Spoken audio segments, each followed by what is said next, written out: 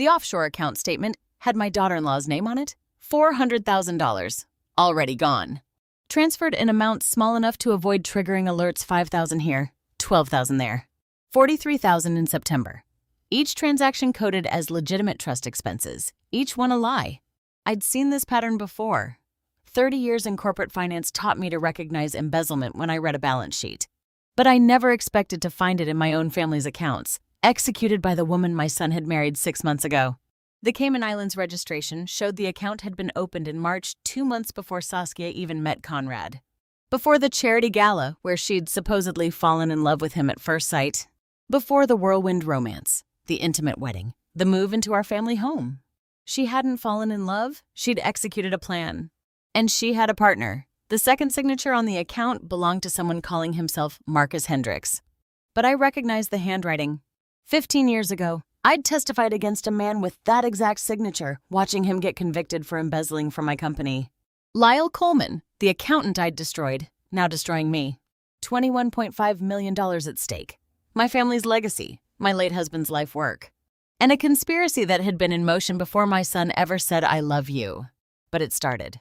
For me, at least. On a Tuesday afternoon when I found something I wasn't supposed to see. The property transfer documents sat between the salt shaker and my daughter-in-law's wine glass, as casual as a grocery list. I noticed them the moment I carried the butternut squash soup to the table. 3 weeks into living at my son's home in Stamford, I'd learned to observe everything without appearing to notice anything. At 70, after 35 years as a CFO, I could read a balance sheet upside down and spot discrepancies most people would miss. Property transfer documents left visible during a family welcome dinner didn't qualify as accident. "Oh my goodness, I'm so sorry you saw those, Mom," Saskia said, sweeping the papers into a folder with practiced dismay. "Just boring paperwork from a client consultation?" Saskia, 34 and newly married to my son Conrad, presented herself as a lifestyle consultant. Though I'd never seen evidence of clients or income, she smiled with the particular brightness people use when they want you to look away from something important. "Sweetheart, you work too hard," Conrad said, serving Sawyer's plate. My son, 42 and working remotely as a senior software engineer, had married Saskia just 8 months after his first wife passed. "Can we have one dinner without the office following you home?" "It's quite all right, dear," I said. I barely noticed them. The lie came easily. I'd noticed the document header Fairfield County Property Trust Transfer and the deliberate placement, angled so I couldn't miss them from my seat. This wasn't carelessness. This was a test. "Grandma, can I be excused?" Sawyer asked. My grandson, 10 years old and still grieving his mother's death 2 years prior, had become my closest companion in this house. I finished my vegetables. "After you eat 3 more bites," I said gently. Conrad smiled at me gratefully. Saskia's smile had frozen slightly at the edges. How long had it been since someone underestimated me this badly? I watched Saskia sip her wine, her performance nearly flawless. Nearly. I'd spent decades evaluating employee integrity, watching people who thought they could slip falsified receipts past the CFO. Her body language had tells the too quick apology, the folder positioned within easy reach as if she'd been waiting for me to notice. The way her eyes flicked to my face, assessing my reaction. She was testing whether I could read legal documents, whether the elderly woman upstairs was sharp enough to pose a problem. "You look tired, Mom," Saskia said, voice honeyed with concern. "Are you settling in okay?" "Perfectly well, thank you," I said. "This butternut squash soup is delicious." I let my hand tremble slightly as I lifted the spoon, let my eyes go vague and warm, the way people expect 70 to look. Harmless. Gentle, past my prime. I'd spent 3 decades in boardrooms where men tried to ease me toward retirement by questioning my memory.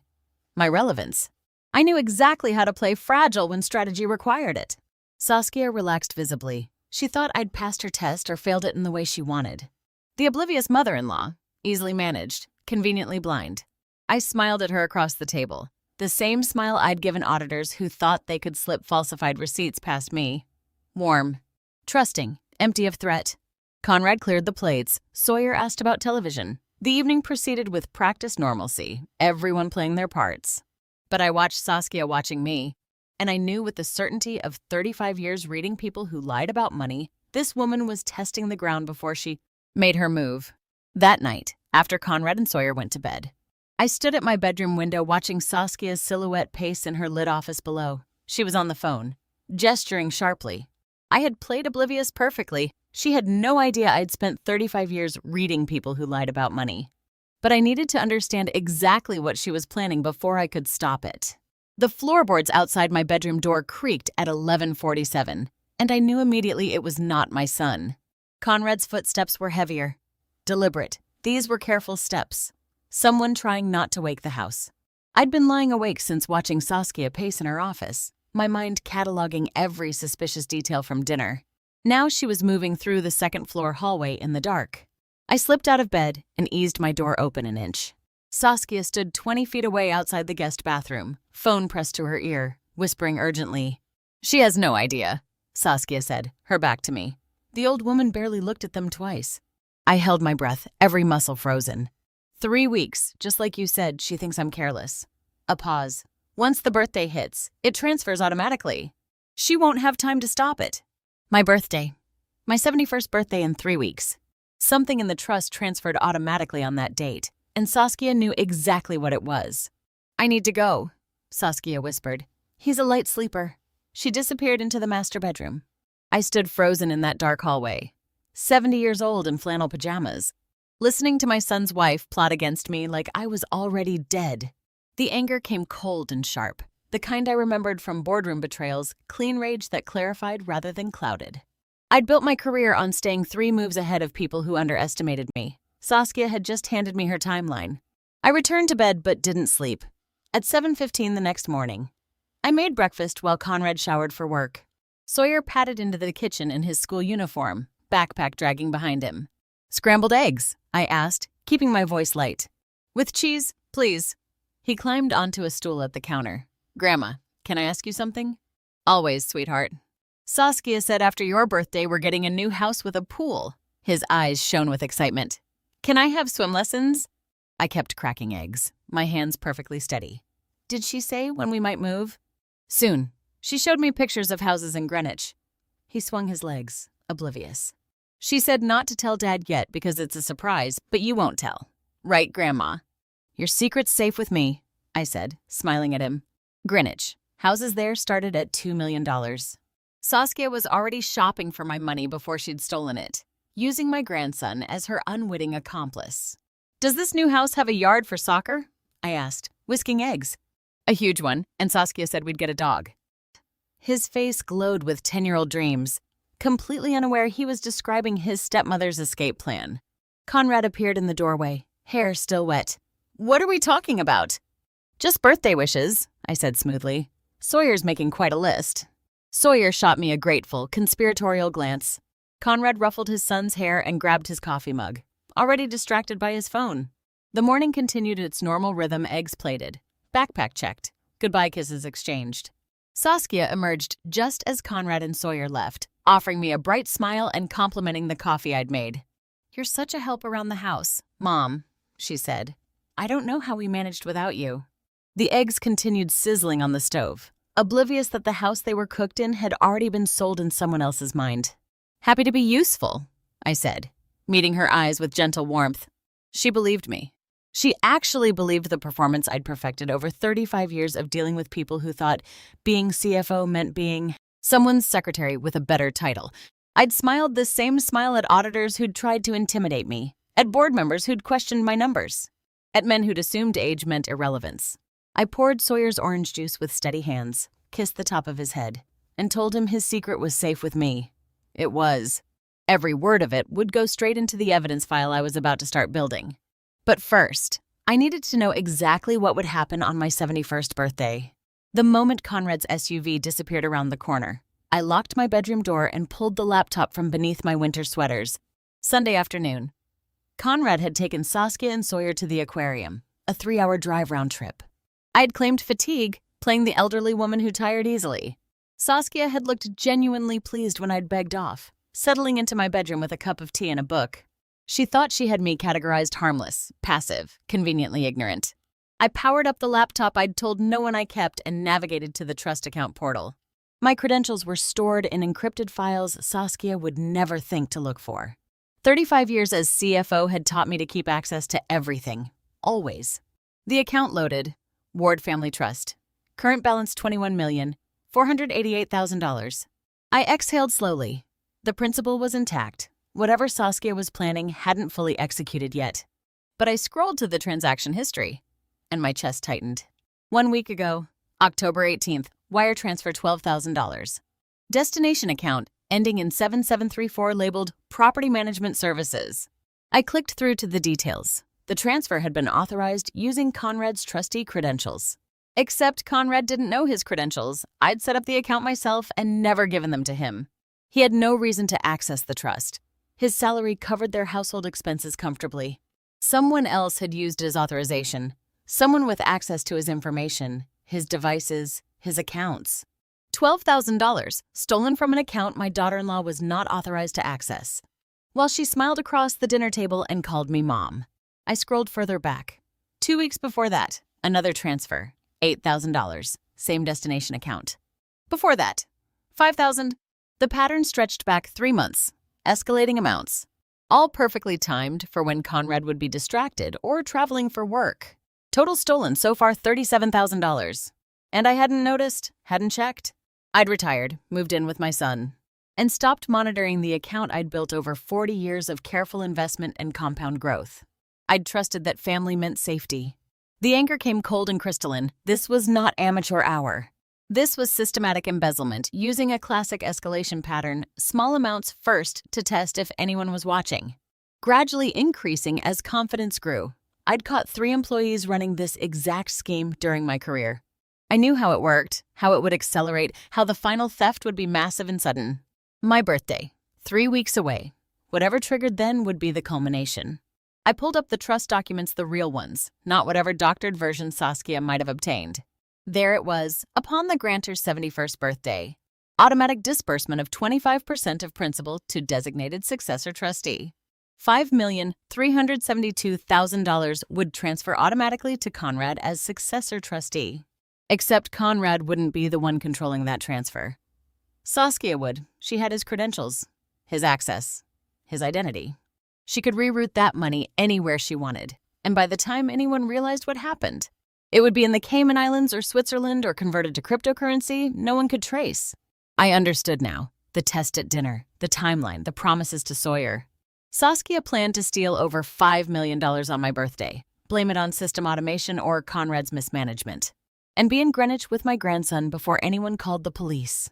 They had forgotten what I did for 35 years. I found money hidden in shadows, followed trails that thieves thought they'd erased, and I never lost. I closed the laptop and slid it back beneath the sweaters, hands perfectly steady. Let Saskia think I was a confused old woman who barely understood email. While she counted down to my birthday, I would be counting something else every dollar, every lie, every piece of evidence that would lock this theft down so tight not even the best lawyer could wiggle free. And I knew exactly where to start. Saskia waited until Conrad had poured the second glass of wine before asking if I'd ever considered how much easier life might be in a place designed for people my age. The week since discovering the stolen funds had been a masterclass in performance. I'd documented every transaction, photographed evidence with my phone, and maintained the facade of gentle confusion. Now, Saturday dinner arrived with roast chicken and this perfectly timed question. "I've been thinking about your comfort, Mom," Saskia said, passing the green beans. "Places like Evergreen Manor offer so much freedom. Chef-prepared meals, housekeeping, activities. You'd have friends your own age." She'd done research. Evergreen Manor was the premium facility in Fairfield County, starting at $8,000 monthly. The kind of place where wealthy families parked elderly relatives with guilt-free consciences. "That's very thoughtful," I said mildly, "though I'm quite content here." "But the stairs, Mom." Conrad set down his fork, and I saw Saskia's coaching in his concerned expression. "We worry about you navigating them alone, and you shouldn't have to cook and clean at your age." "At my age," I repeated, letting the phrase hang gently. "I suppose 70 is rather advanced?" "Not advanced," Saskia corrected smoothly. "Just deserving of ease. Evergreen has a wonderful cultural program, museum trips, concerts, book clubs, and 24-hour medical staff." She had memorized the amenities, practiced this pitch.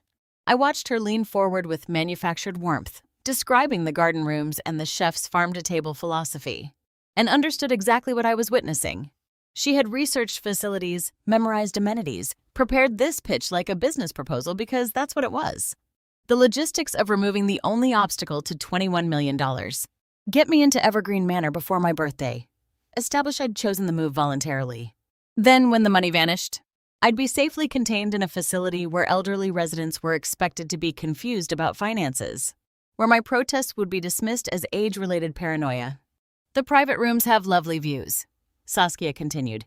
We could tour next week, just to look. No pressure. It's something to think about, Mom, Conrad said, and the agreement in his voice cut deeper than anything Saskia had said. You deserve to enjoy retirement without worrying about stairs or cooking every night. My own son, helping to build the cage. Not maliciously, Conrad's concern was genuine. But Saskia had repositioned me in his mind from capable adult to fragile burden. Someone whose independence was selfish rather than empowering. The isolation here must be difficult, Saskia added, voice soft with sympathy. At Evergreen, you'd have community. People who understand this stage of life. This stage of life, as if 70 meant irrelevance. I'd run financial operations for a Fortune 500 company until 3 years ago. I'd managed budgets larger than most people would see in 10 lifetimes. I'd negotiated contracts, caught fraud, built systems that still ran smoothly without me. But in Saskia's carefully constructed narrative, I was a confused old woman who needed chef-prepared meals and organized activities to fill my empty days. How thoughtful of you both to consider my comfort, I said, meeting Saskia's eyes with warm gratitude. I'll certainly give it some thought. Relief washed across her face. Conrad smiled, believing he'd helped his mother toward a better situation. Under the table. My hands were steady, but my mind was calculating. 3 weeks until my birthday. Saskia needed me moved and settled before then, too preoccupied with the transition to notice what happened to the trust. The nursing home was her exit strategy for me. My own son nodded along, helping to build the cage. I'd be happy to tour Evergreen next week, I said. It sounds lovely. Saskia reached across to squeeze my hand. I'm so glad, Mom, you'll love it, I promise. I thanked them both for their concern, agreed to tour Evergreen Manor the following week, and complimented Saskia's thoughtfulness. Across the table, she relaxed visibly, believing another piece had fallen into place. She didn't know I'd already scheduled a meeting with my attorney for Monday morning. I needed to understand exactly how much time I had left. Vincent Hayes looked over his reading glasses at me the way he had for 20 years. But this time, his expression held something I'd never seen before: worry. Monday morning, 9 a.m. I'd told Saskia I needed to run errands downtown, maintaining the cheerful grandmother facade while my stomach nodded with urgency. Vincent Hayes, 62 and my attorney for 2 decades, had structured the trust that now held everything I'd built over 35 years of work. Laverne, he said, pulling the trust documents from his file cabinet. You sounded concerned on the phone. What's happened? I need you to tell me exactly what happens on my 71st birthday. He flipped to the relevant page, and I saw his finger trace the clause I'd approved years ago when the structure made perfect sense. The automatic transfer activates at midnight on November 28th, your birthday, he said. 25% of the principal transfers to Conrad as successor trustee. That's, he paused to calculate, $5,372,000 based on current valuation. And once it transfers to Conrad's control, he has full discretionary authority over that portion: investment, distribution, management, the standard trustee powers. 21 days to save everything my 35 years of work had built. Vincent, I need you to tell me if $12,000 can be stolen from a trust without the primary holder authorizing it. His expression shifted from professional to alert. Tell me what you found. I laid out the transaction history, the escalating pattern, the timing. His face grew grimmer with each detail. Conrad's credentials were used, he said slowly, but Conrad didn't make the transfers. Conrad doesn't know his credentials exist. I set up the account myself and never gave them to him. Someone else is using his identity. Saskia. She knows about the birthday deadline. I overheard her on the phone. She's counting down. Vincent removed his glasses and rubbed the bridge of his nose, a gesture I recognized from complex legal problems. If what you're suggesting is true, we have 3 weeks to build a case strong enough to freeze assets. That's not much time. What do we need? Documentation of the unauthorized transfers. Evidence she accessed Conrad's credentials without permission. Proof of fraudulent intent, ideally. We'd want to show she understands the trust structure and is deliberately exploiting it. She's researched senior living facilities, I said, trying to move me into Evergreen Manor before my birthday. Keep me isolated while she drains the account. That helps establish a pattern of manipulation. Vincent pulled a legal pad toward him. But to get an emergency restraining order freezing the transfer, we need ironclad evidence. The court won't stop at an automatic succession clause without compelling proof of fraud in progress. The weight of the timeline settled over me. 3 weeks wasn't long when you needed to gather evidence. File motions. Convince a judge that the nice young wife was systematically stealing from her elderly mother-in-law. I had spent decades reading balance sheets in seconds, finding discrepancies others missed, but I'd never worked against a deadline that ended with losing everything. There's something else, I said. The way she talks about this, the precision of her timing someone with legal expertise is advising her. She knows exactly how the trust works, what triggers when, how to exploit the succession clause. Vincent's jaw tightened. That's what worries me. Amateur fraud is sloppy. This sounds professional. Can we freeze the account now before more goes missing? Not without evidence. If we move too soon and I'm wrong... He stopped himself. We need to document everything first. Every transaction, every conversation, every detail that shows intent. 21 days, I said quietly. 21 days? He confirmed. Vincent closed the file and leaned forward, voice dropping. If someone is systematically stealing from your trust with knowledge of this deadline, they're either very lucky or they have inside information about estate law. Either way, Laverne, you need to tell me everything you know, starting with who had access to these documents. I hadn't told him yet about the phone calls or the name I'd heard whispered in the dark. The name Marcus drifted through Saskia's partially open bedroom door at 10:30. Carried on a whisper urgent enough to stop me mid-step on the landing. I'd left Vincent's office that morning without mentioning the phone calls, choosing to gather more information first. Now, returning from the bathroom in my nightgown, I froze on the second-floor landing as Saskia's voice filtered into the hallway. Marcus said he'll have everything ready by next week, just like we planned. A pause. No, she still doesn't suspect. The attorney meeting was routine, he said so himself. My hand gripped the banister. He said so himself. Saskia knew about my meeting with Vincent. Someone had told her it was routine. Vincent. No, not Vincent. He'd been my attorney for 20 years, structured every major financial decision I'd made. But someone in his office, someone with access to his calendar, his case notes. 20 days, Saskia whispered. We just need 20 more days. 20 days, not 21. She was counting from today. From this specific Monday, when I'd sat in Vincent's office learning the exact deadline. She knew. Someone was feeding her information in real time. I don't care about the old woman's feelings. Saskia's voice turned sharp. Marcus, you promised this would work. The papers, the deadline, all of it. I'm not the one who... She stopped abruptly, and I heard footsteps approaching the door. I moved quickly down the hall toward my bedroom, easing the door shut just as Saskia's opened. Through the crack, I watched her pad to the bathroom. Phone still at her ear, voice dropping too low to hear. Marcus! The name circled in my mind like something half-remembered from a dream. Not a common name, not in my circles. Professional. Formal. The kind of name that appeared on letterhead and business cards. Marcus. Why did that name feel like a word I'd once written in red ink at the bottom of a termination letter?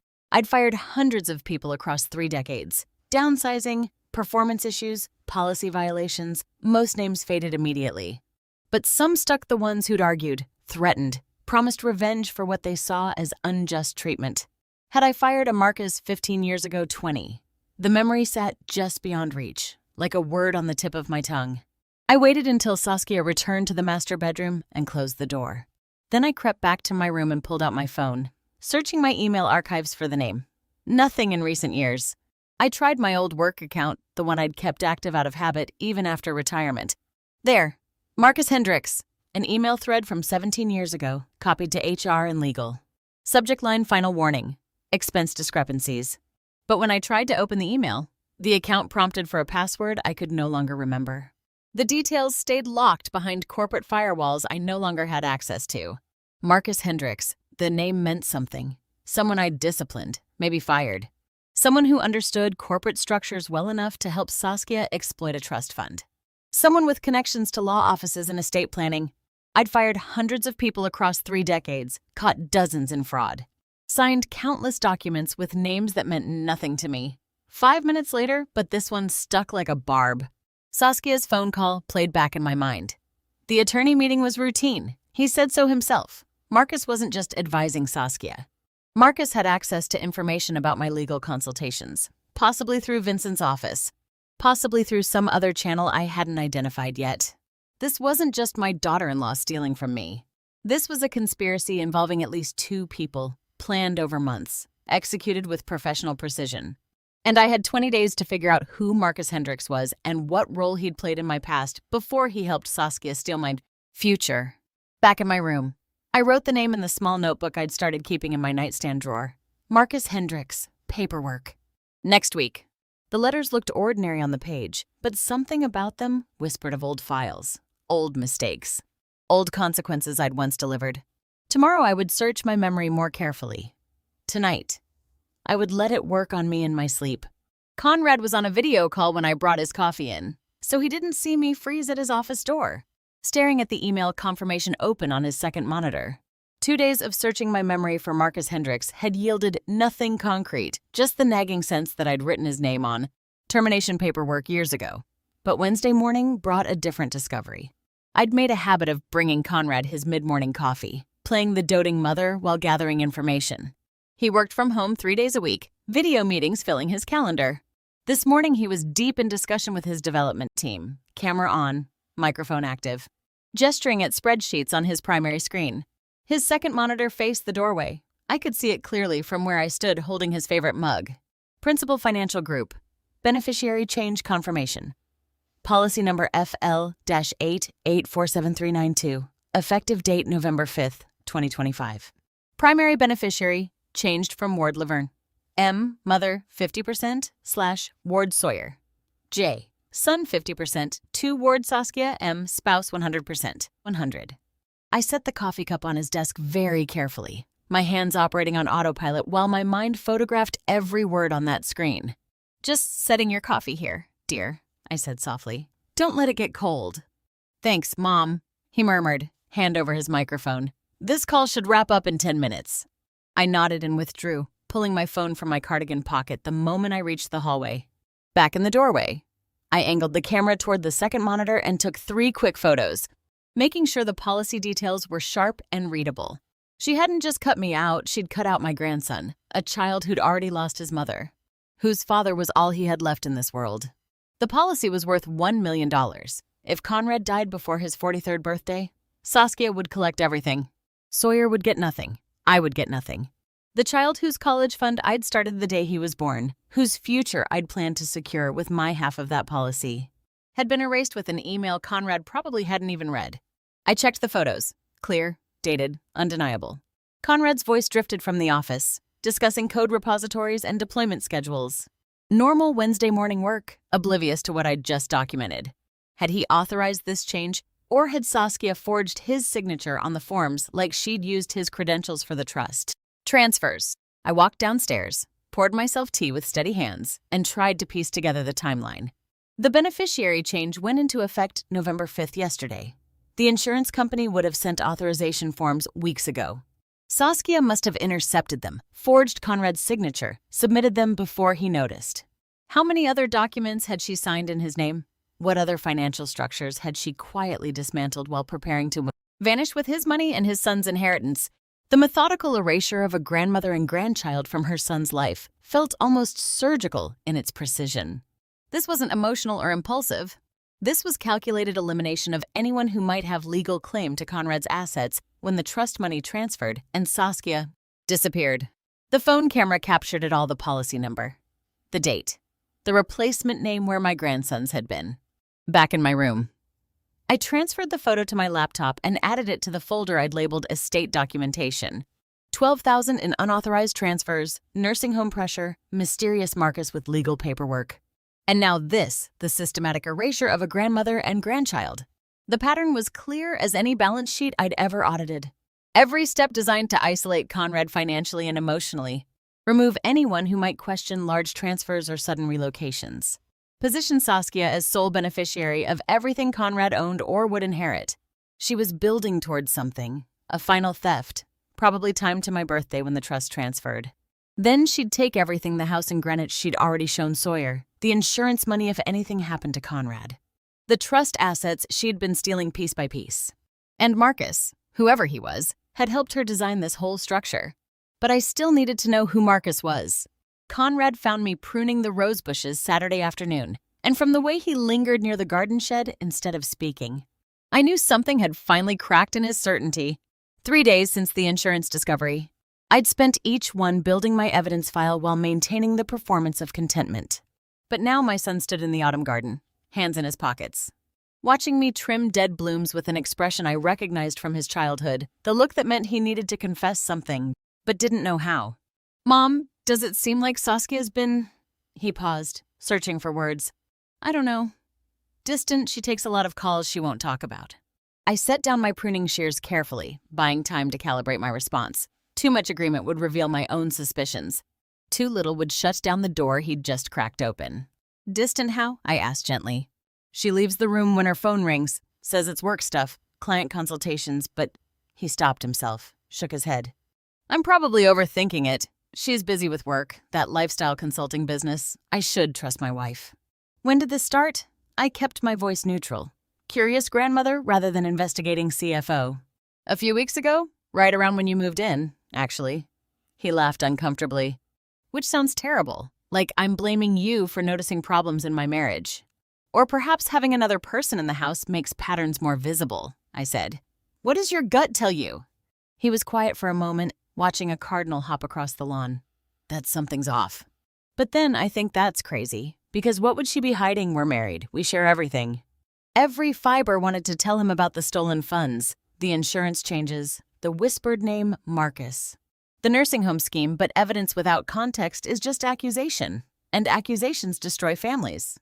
"Trust is important, son," I said carefully. "But so is paying attention when something feels wrong. Your instincts matter." "You think I should ask her about it?" "I think you should pay attention to what your gut is telling you, not with suspicion. Just awareness." I picked up my shears again, kept my hands busy to appear casual. "Has she been secretive about anything else? Financial matters? Plans? Decisions that affect the household?" He frowned, thinking. "She did mention that senior living place without really asking my opinion first. Just kind of presented it as already decided, but that was for your benefit. So, was it—" I let the question hang gently. Conrad looked at me sharply. "What do you mean?" "Just that I'm quite content here, as I've told you both, but Saskia seems very invested in the idea of me moving to Evergreen Manor. I wondered if perhaps there were other reasons beyond my comfort." "Like what?" "I don't know. Dear, you know your wife better than I do." I touched his arm lightly. "I'm just saying that when someone you love starts behaving differently, it's worth noticing. Not assuming the worst, but not ignoring your instincts either." He nodded slowly, processing. "She has been eager about the manor tour. Keeps bringing it up. She already knows which room would be perfect for you." "Does she—" I kept my tone mild, but I saw him register the strangeness of that his wife planning his mother's relocation in such detail. "Mom, if something were wrong, you'd tell me, right?" The question hung between us like a test I couldn't pass, honestly. "I would want you to see it for yourself first," I said, "so you could trust your own judgment rather than mine." I was building a house of proof, brick by brick, and I couldn't let him see it until the walls were solid enough to shelter us both from what they would reveal. He nodded slowly, squeezed my shoulder, and went back inside. I watched him go, knowing I'd just given him permission to doubt, planted a seed that would grow whether I watered it or not. In 17 days, that seed would need to be a tree strong enough to hold him when his world collapsed. But first, I had to finish building the case that would justify breaking his heart. At 11:43 Sunday night, I opened Excel and created a new workbook titled Estate Review 2025, the same neutral name I'd used for 35 years when auditing suspected fraud. 17 days remained. Conrad's doubt was planted, but doubt wouldn't protect the trust. I needed documentation that would stand up in court. Evidence organized with the same rigor I'd once brought to corporate investigations. Time to stop reacting and start building a prosecutable case. I created columns across the top row: date, transaction type, amount, actor, evidence, verification status. Then I began filling them with everything I'd discovered, starting from the beginning. October 20th, property transfer documents, $0, Saskia Ward photograph. Verified as legitimate documents, but unauthorized placement. October 25th, overheard phone call, planning reference. Unknown male caller, recording notes, unverified identity. November 1st, wire transfer, $12,000. Conrad credentials unauthorized, bank statement screenshot, verified theft. I worked backward through the transaction history, documenting every suspicious transfer. But when I pulled up the bank portal to verify dates, I found something that stopped my hands on the keyboard. June 7th, wire transfer, $1,500. Property management services account. July 10th, wire transfer, $3,000, same destination. August 2nd, wire transfer, $5,000. 5 months they'd been stealing from me since June, before I ever agreed to move into this house. Before Conrad begged me to give Saskia a chance. The conspiracy didn't start when I noticed it. It started the moment Saskia married Conrad. Maybe before. She'd been setting up the infrastructure, testing the access, stealing in amounts small enough to escape the quarterly review summaries I'd been glancing at without deep analysis. I'd retired, stopped monitoring every transaction, trusted that family meant safety. I added each transfer to the spreadsheet, watching the total climb. June through early November, $43,500. Gone. Stolen while I'd been living independently, congratulating myself on a peaceful retirement, believing my son had finally found happiness after his first wife's death. The pattern emerged clearly once I graphed the amounts by date, a classic embezzlement acceleration curve. Start small, $1,500 in June, double it the next month, increase incrementally, testing whether anyone notices. When no one does, grow bolder. By November, they were taking $12,000 at a time. I'd caught 3 employees running this exact scheme, always the same pattern. Small thefts building confidence, establishing access, creating plausible explanations if questioned. Then acceleration as the deadline or opportunity window narrows. Saskia's birthday deadline was my 71st birthday, 16 days away. The pattern suggested larger transfers would start soon, $20,000, $30,000. Amounts too large to miss, but timed so close to the deadline that I wouldn't have time to freeze the account before the automatic succession triggered. I created a second worksheet labeled Projected Activity and mapped what a professional embezzler would do in the final 2 weeks. The forecast was clinical, mathematical, based on 35 years of catching people who thought they were smarter than the auditor. Week of November 14th, transfers increased to $20,000 per transaction. Week of November 21st, final week, transfers of $50,000 or more. November 27th, midnight, 5 million transfers to Conrad's control. Immediately rerouted to offshore accounts before I wake up the next morning. The numbers formed a story clearer than any confession, small thefts building confidence, growing bolder, accelerating toward the finish line like a runner who could taste victory. I color-coded the cells green for documented, yellow for suspected, red for unverified, and watched the spreadsheet fill with evidence. The pattern was textbook. Someone with accounting knowledge had designed this theft to stay below detection thresholds until the final week, when larger transfers would disappear into the birthday chaos. But textbook also meant predictable, and I knew exactly what came next in the playbook. Sawyer asked if secrets from one parent were okay during a commercial break. His 10-year-old face serious in the television's blue glow, and I knew immediately this wasn't about hidden birthday presents. 2 days after creating the forensic spreadsheet, I'd been waiting for the next predicted move in Saskia's playbook. I hadn't expected it to come through my grandson. "What kind of secret?" I asked carefully, muting the TV. He picked at the blanket on his lap, not meeting my eyes. "Grandma, if someone tells you not to tell Dad something, but it feels weird, should you still keep the secret?" "That depends. Does the secret make you uncomfortable?" "Kind of." He glanced toward the stairs, making sure we were alone. "Uncle Marcus comes over when Dad's traveling. He brings papers for Saskia. She said not to tell Dad because it's a surprise for later." "Uncle Marcus." The name landed like a fist to my chest. "How often does Uncle Marcus visit?" I kept my voice gentle. Grandmother helping with a problem, rather than interrogator building a case. "Maybe twice a month when Dad goes to Boston for meetings. Marcus and Saskia talk in her office for a long time. She signs papers and gives him folders." "What kind of papers?" Sawyer shrugged. "I don't know, business stuff. Saskia said I should watch TV and not bother them." "And she asked you to keep this a secret from your father?" "She said it would spoil the surprise if I told Dad." "But," he twisted the blanket tighter, "it doesn't feel like a good surprise." "It feels like a lie." She had turned my grandson into her accomplice, made him guard the door while she robbed him of his future, and taught him that keeping secrets from his father was normal. I pulled Sawyer closer, choosing my next words carefully. "You're right that it feels wrong. Secrets that make you uncomfortable should be shared with someone you trust. You did the right thing telling me." Are you going to tell Dad? I will handle it, I promised. But first, I need you to help me understand something. What does Uncle Marcus look like? Sawyer thought for a moment. He's tall, has gray hair like Dad's boss, wears a really shiny watch. He talks about numbers a lot, like you used to do at your old job. Numbers. Yeah, when he and Saskia are signing papers. I hear him say stuff like, this account transfers on the 15th, and that authorization clears the 23rd. Numbers and dates and stuff. Financial transactions, authorization dates, transfer schedules. Marcus wasn't just advising Saskia, he was actively managing the theft logistics, timing the transfers, structuring the paperwork. Does Uncle Marcus seem nice? I asked. Sawyer wrinkled his nose. He smiles a lot, but his eyes don't smile. You know, I knew. I'd seen that expression across negotiation tables, on auditors who'd tried to intimidate me, on employees who thought charm could disguise incompetence or fraud. Has he ever asked you to keep other secrets? No, he mostly ignores me, acts like I'm not there. Good. Marcus viewed Sawyer as negligible, a child who wouldn't remember or matter. Another miscalculation. Thank you for telling me, sweetheart, I said. You did exactly right. Bad secrets feel wrong in your stomach, and you should always pay attention to that feeling. He hugged me tight. I love you, Grandma. I love you too.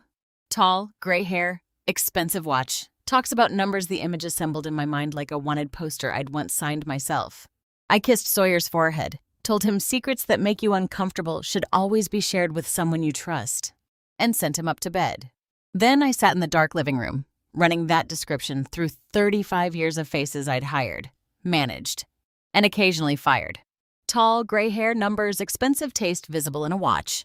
Someone who would know how to structure embezzlement schemes, who understood authorization schedules and transfer logistics. Someone I'd caught stealing once before. The memory was so close I could almost taste it. Tomorrow I would go through my old employment files. His face stared back at me from a 15-year-old company photo. Younger but unmistakable Lyle Coleman. The accountant I'd fired for embezzling $43,000 from vendor payments. The same man now calling himself Marcus Hartwell, sleeping with my daughter-in-law, helping her drain the trust my late husband built for our family. I sat on the edge of my bed, laptop balanced on my knees, scrolling through archived company photos I'd saved when I retired. The 2010 Finance Department retreat. There he was in the back row. Thinner, less gray, wearing that same calculating smile.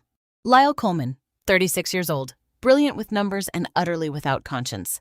My hands shook as I pulled up the court records from his embezzlement case. 15 years ago, I'd discovered his scheme myself during a routine audit review. He'd created phantom vendors, approved invoices for services never rendered, pocketed the difference. When I confronted him, he'd looked me straight in the eye and lied. Said it was a system error, a misunderstanding, anything but theft. I'd fired him on the spot, then I'd prosecuted him. The case files loaded slowly on my screen.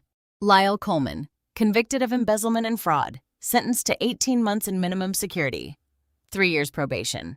Released early for good behavior. I remembered his face in the courtroom when the verdict came down, the cold fury behind his eyes as they led him away. You'll regret this, he'd said. Not shouted, just stated it like a fact. I'd thought he meant legally, some appeal or counterclaim that never materialized. I'd forgotten about him entirely within a year, moved on to bigger problems, built my career, retired with reputation intact. But Lyle Coleman hadn't forgotten me. I pulled up the bank statements again, the ones showing transfers from the trust to Saskia's accounts. Dates, amounts, methods, everything felt familiar because it was. These were my techniques, the same patterns I'd taught junior accountants for 20 years. How to structure transactions to avoid triggering automatic flags, how to space withdrawals so no single amount looks suspicious. How to use legitimate banking products to create layers of separation between source and destination. This wasn't just theft, this was personal. I checked the timeline. Saskia had met Marcus 8 months ago at a charity fundraiser Conrad helped organize. But how long had Lyle been planning this? How long had he waited? Watched. Studied my family for the perfect opportunity. Had he targeted Saskia specifically because she was married to my son? Or had he found her first and realized the connection later? Either way, the goal was the same: destroy me the way I'd destroyed him. I downloaded every photo I could find of Lyle Coleman from before his arrest. 3 clear headshots, a dozen group photos, 2 video clips from company presentations. Then I opened the surveillance footage files Vincent had sent me. The ones showing Marcus Hartwell entering Saskia's townhouse over the past 6 months. Same walk, same mannerisms, same way of tilting his head when he listened. My phone showed 11:47 p.m. I should sleep. Regroup. Call Vincent in the morning with this information. But my mind was racing, connecting pieces I'd missed before, the precision of the timing. The knowledge of exact trust provisions only family or close advisors would have. The way every transaction exploited loopholes I'd helped design when Arthur and I first established the trust. Lyle hadn't just stolen money. He'd studied me for 15 years, learned everything about my methods, my family, my vulnerabilities. He'd found the perfect accomplice in Saskia, someone already inside our family with access and motive. Together, they'd built this conspiracy using my own playbook, turning my expertise against me. And I'd taught them exactly how to do it. I saved all the evidence to a secure folder, backed it up twice. 14 days left until my birthday, until the trust vested fully, until they planned to disappear with everything Arthur had worked to build. But now I knew who I was fighting. Not just my daughter-in-law and her mysterious boyfriend. I was fighting my own past, my own methods, weaponized by someone who'd spent 15 years planning revenge. Saskia waited until I was pouring my second cup of coffee Saturday morning before asking, with studied casualness, whether I understood how trust funds actually worked.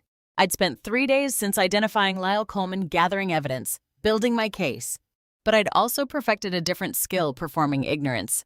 Mom, do you actually understand how your trust fund works? Saskia leaned against the counter, arms crossed, watching my face with diagnostic intensity.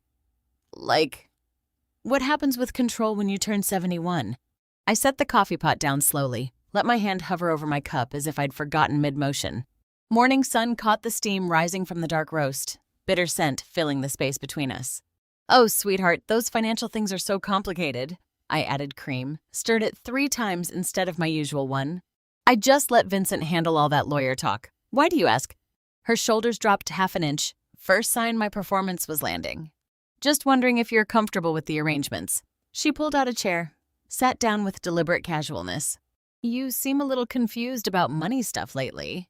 There it was, the probe beneath the concern, testing whether I'd connected the document test to the conspiracy, whether I'd noticed the transfers, whether I suspected anything beyond elderly forgetfulness. Well, there are so many papers Vincent sends over. I sipped coffee, let it sit on my tongue, bitter and scalding.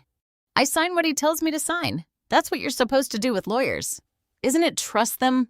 Saskia's expression shifted, tension bleeding from her jaw. She was buying it. Every confused pause, every helpless question, every admission of incompetence, confirmation of what she believed about me. That I was obsolete, that I'd lost my edge, too old to understand modern finance, too trusting to see betrayal coming. The trust has automatic provisions, she continued, voice taking on that patient tone for children and the elderly. When you turn 71, certain controls transfer. Do you understand what that means? I let my hand shake slightly on the coffee cup, added a confused pause before answering, played the role she'd written for me in her mind, the obsolete old woman who couldn't follow complex sentences. I suppose it means Vincent handles more. I looked at her with genuine bewilderment. Should I be worried? Sweetheart, you're making it sound complicated. No. She reached across the table, patted my hand with the manufactured warmth. I just want to make sure you understand your own assets. But if Vincent's taking care of everything, that's good. That's what he's there for. I watched her body language complete its transformation. Shoulders fully relaxed, breathing deeper, that micro smile she couldn't suppress. She'd come to test whether Wednesday's call with Vincent or Tuesday's late bedroom light meant I was investigating. And I'd given her exactly what she needed, proof I was still the harmless, trusting, confused mother-in-law she could manipulate without resistance. Thank you for caring, dear. I squeezed her hand, let my voice quaver. It's nice to know family is looking out for me. Always. Mom. She stood, kissed my forehead like I was a child. Don't worry about complicated financial things. Just enjoy your coffee. She patted my hand, told me everything would be fine, and went upstairs humming. I watched her go, maintaining my confused expression until she disappeared. Then I rinsed my coffee cup slowly, methodically, let the hot water run over my steady hands, and allowed myself one small smile. She'd just confirmed she was monitoring me for signs of awareness, which meant I was getting close to something that scared her. She thought she was the shark circling, testing for blood in the water, not realizing I was the one who'd baited the hook. Time to find out what. The unknown number flashed on the landline display Tuesday at 2:15, and I knew before answering that this would be Lyle Coleman's voice introducing himself as someone else entirely. Saturday's test with Saskia had confirmed they were monitoring my awareness. Now, 3 days later, they were escalating. 9 days until my birthday, until full trust control vested, until they planned to vanish. Subtle methods had failed. Time for direct approach. I pressed record on the digital recorder positioned next to the phone base that morning, then lifted the receiver. Hello, Mrs. Ward, this is Marcus Hendricks, an independent financial advisor. Smooth, professional, with just enough warmth to sound trustworthy. But I'd heard this voice 15 years ago, lying about phantom vendors and misunderstood transactions. Your daughter-in-law, Saskia, asked me to reach out about simplifying your estate planning. Do you have a few minutes? I let a small pause hang, confused hesitation of an elderly woman processing unexpected information. Oh, well, I suppose so, though I'm not sure I understand much about estate planning these days. That's exactly why Saskia was concerned. Patient sympathy, the voice for children who can't grasp simple concepts. These trust arrangements can be overwhelming, especially at your age. What I'm proposing is straightforward. A limited power of attorney that allows Conrad to handle complicated financial matters without bothering you with paperwork you don't need to worry about. There it was. Not gradual siphoning this time, but a direct grab for control. Power of attorney would let them sign anything, transfer everything, liquidate the entire trust before I could stop them. The conspiracy timeline was accelerating because deadline pressure was mounting and subtler methods had failed. That does sound easier, I said, adding a tremor to my voice. My memory isn't what it used to be, and those legal words confuse me so much. Of course they do. Confidence building now. These documents just streamline the process. We can have someone come by this week with the paperwork. You sign a few simple forms, and then you won't have to deal with any of the complicated trust administration. Conrad handles everything. He was using the same patient. Condescending tone I'd once used explaining budgets to executives who couldn't read balance sheets, the voice of someone who thinks they're the smartest person in the conversation. When would someone need to come by? I asked. I'd want to make sure Conrad approves first. Actually, this works better as a surprise for Conrad. Pressure intensified, urgency bleeding through manufactured patients. He's been so worried about burdening you. Saskia thought it would be a relief if the documents were already in place. We're thinking Thursday or Friday, before the weekend. Before I could discuss it with Vincent, before I could verify anything, before I had time to understand what I was signing. We just need an hour of your time, he continued. Simple signatures, witnessed by a notary will bring. Then everything is properly documented, legally sound. And your family doesn't have to worry about complicated transitions when you turn 71 next week. Next week, not 3 weeks from now, not vague future timing. He'd just confirmed he knew the exact trust vesting date, the precise deadline they were working against. Oh my, I said, is it really that soon time goes so fast? It does, Mrs. Ward. Manufactured kindness over barely concealed impatience. So shall I schedule someone for Thursday afternoon?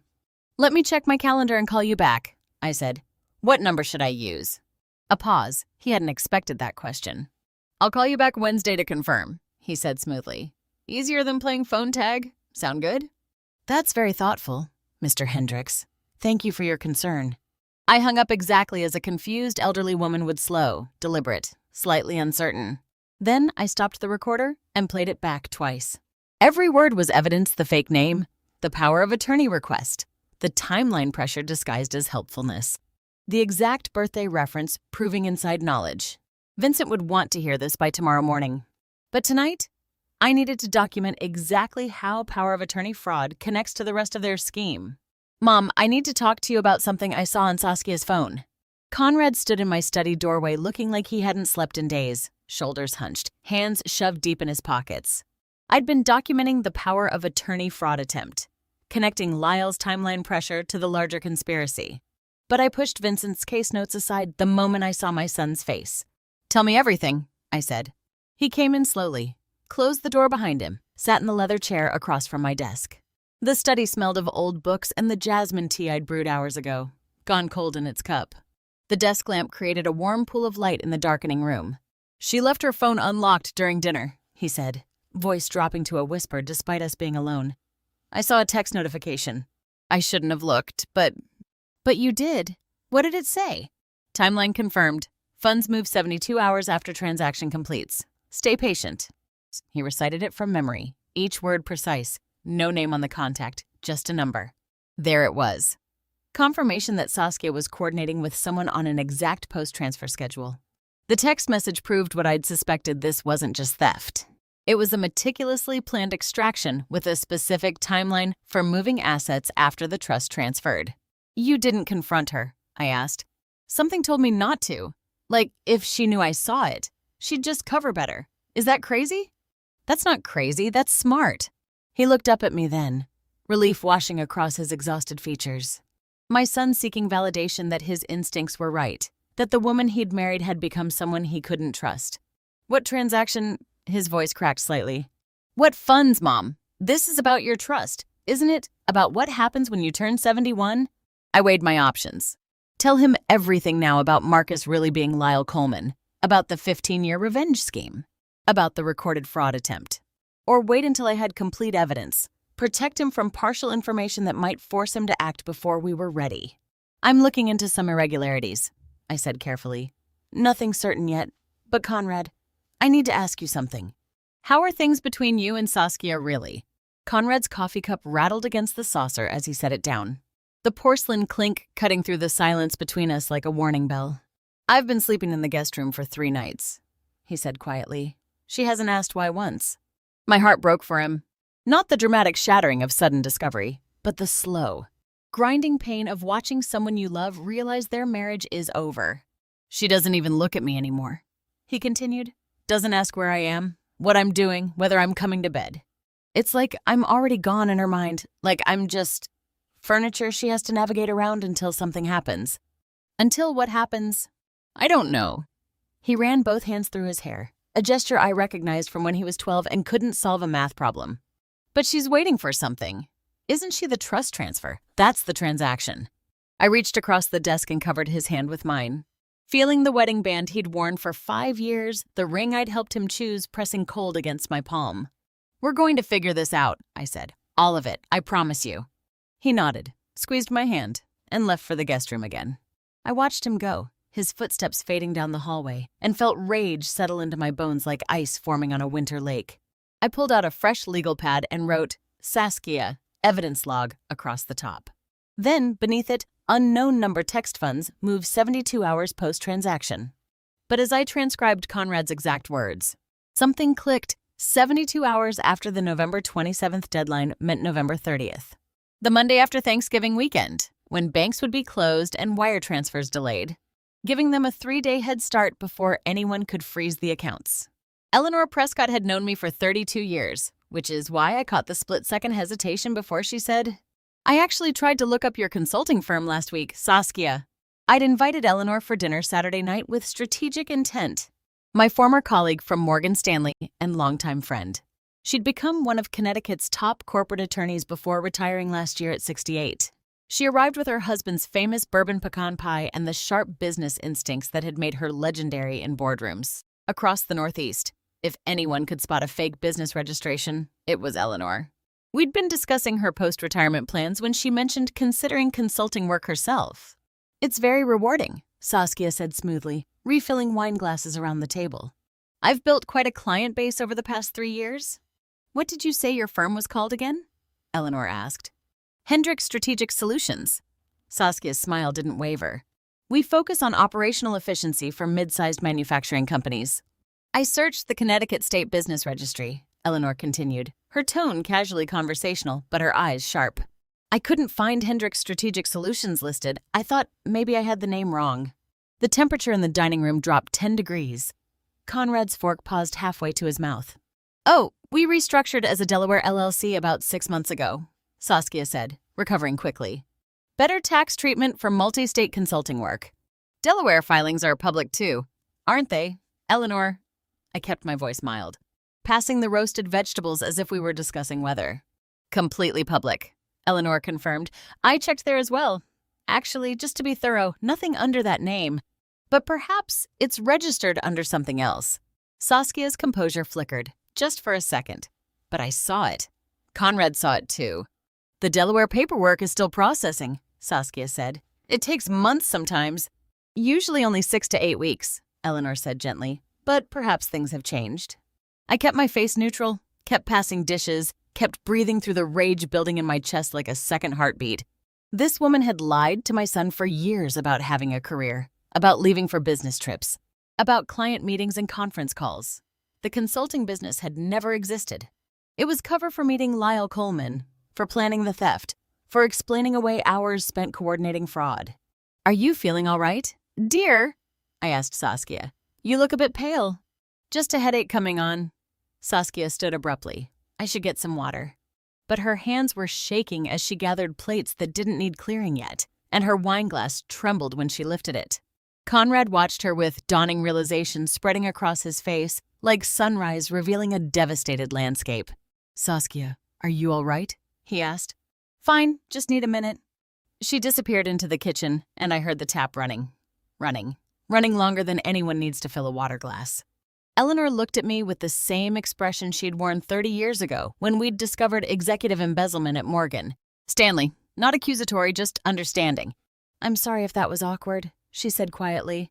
I genuinely was curious about her business model. Don't apologize, I said. You asked perfectly reasonable questions. Conrad sat frozen, staring at his plate, processing what he'd just witnessed. His wife caught in a lie about the very foundation of her professional identity. Fumbling excuses that didn't hold up under basic scrutiny, fleeing the table with visible panic. Eleanor stayed for coffee and pie, gracefully steering conversation to other topics while Saskia remained upstairs claiming her headache had worsened. When Eleanor finally left, Conrad stood in the kitchen doorway watching me load the dishwasher. Mom, he said quietly, there is no consulting business, is there? I turned off the water and met my son's eyes. No, sweetheart, there never was. I slid the folder across Vincent's conference table toward the woman with the forensic accounting credentials and said, I need to know how much my daughter-in-law has already stolen. After Saturday's dinner revelation about the fake consulting business, I'd told Conrad everything Marcus being Lyle Coleman. The 15-year revenge scheme, the power of attorney fraud attempt, the 72-hour post-transfer timeline. My son had sat in my study until 3 a.m, cycling through disbelief, rage, and devastating acceptance. By Monday morning, we both knew we needed more than suspicion. We needed documentation. Rachel Drummond arrived at Vincent's office with the quiet confidence of someone who'd testified in 47 fraud cases and never lost one. Her forensic accounting credentials from the FBI's white-collar crime unit giving her recommendations the weight of federal evidence. She was 53, precise in both dress and speech, and she'd helped the Bureau dismantle 3 Ponzi schemes and a $1 billion embezzlement ring. With a $21 million trust at stake, I can have preliminary findings by tomorrow, Rachel said. Reviewing the documents, I'd brought trust agreements, banking records, 8 months of statements showing transfers I couldn't explain. I need to know the full scope before the November 27th transfer date, I said. 7 days from now. Rachel specializes in embezzlement cases, Vincent added. If there's theft, she'll find it. She took the files with a nod that promised nothing but delivered everything. 24 hours later, Tuesday afternoon, we reconvened in the same conference room. Rachel set her laptop on the table and opened a spreadsheet that made my stomach drop before she spoke a single word. $400,000 in unauthorized transfers over 8 months, she said without preamble. March through October, all disguised as legitimate trust management expenses, routed through accounts your daughter-in-law controls as trustee proxy. $400,000, already gone. I'd known there was theft. I'd documented the evidence, recorded the fraud attempt, traced the conspiracy. But hearing the number, seeing it quantified in Rachel's spreadsheet with dates and account numbers and routing information made it real in a way that surveillance and suspicion never could. 400,000. Vincent's voice was tight. Already stolen. The pattern suggests preparation for much larger theft, Rachel continued, rotating her laptop so we could see the screen. They're testing the system. Small amounts initially, escalating gradually. March $5,000, coded as legal filing fees. May $12,000, coded as property tax escrow. September $43,000, coded as trust restructuring consultation. My hands stayed steady on the table, but inside I was calculating if they'd taken $400,000 in 8 months. What would they take in 72 hours with the full amount available? This isn't financial mismanagement, Rachel said. This is systematic criminal fraud. Wire fraud, conspiracy to commit theft, possibly identity theft if they forged authorization signatures. I'm recommending you file for emergency restraining order to freeze all trust assets immediately and notify federal law enforcement. We file today, Vincent said, already pulling up court forms on his tablet. And we call the FBI, I added. Rachel nodded approval. Then she spread the wire transfer documentation across the conference table, her finger tracing the escalating amounts: $5,000 in March, $12,000 in May, $43,000 in September, $92,000 in October. See the pattern? She said. They're not just stealing, they're rehearsing. Testing how much they can move before anyone notices, refining their methods, establishing transfer protocols that won't trigger automatic fraud alerts. Each theft builds their confidence and proves their system works. November 27th isn't a deadline. It's opening night. Rachel's full report was 83 pages, but the sentence I couldn't stop reading was on page 42. Beneficiary of offshore shell company, Saskia Marie Ward. Via Cayman Islands trust structure established March 2025. We'd reconvened Thursday morning for Rachel's complete forensic presentation. After identifying the rehearsal pattern of escalating thefts, she'd spent 2 more days tracing every dollar through banking networks, corporate registries, and offshore accounts. Now she sat across from Vincent and me with documentation that transformed suspicion into prosecutable evidence. March 2025, I said, looking up from the report. That's 2 months before she married Conrad. Exactly, Rachel confirmed. She established the offshore account structure before the wedding. This wasn't opportunistic theft. She married your son specifically to access the trust. The words hit like physical blows. I'd known about the affair, the fake consulting business, the systematic theft. But this was surgical. Saskia hadn't fallen into temptation or been corrupted by opportunity. She'd planned the entire relationship as a vehicle for fraud from the moment she'd targeted my son. The timeline proves premeditation, Vincent said. Making notes. This strengthens the criminal case significantly. Rachel pulled up banking records on her laptop. The Cayman company is named Meridian Holdings, LLC. Saskia is listed as sole beneficiary through a 3-layer trust structure designed to obscure ownership. But I traced the beneficial interest back to her using signature authentication and address verification. She turned the screen toward us. $400,000 already deposited. All the funds from the 8-month theft pattern we documented. I thought I'd understood the betrayal when I learned about the conspiracy, but this was different. Seeing my family's money sitting in an offshore account Saskia had prepared months before saying wedding vows to my son made the theft feel less like crime and more like invasion. Here's what concerns me most, Rachel continued, opening another file. The account is configured to receive wire transfers up to $50 million in a single transaction. $50 million, Vincent's pen stopped mid-note. The trust is valued at $21 million. They're planning to take everything, I said quietly.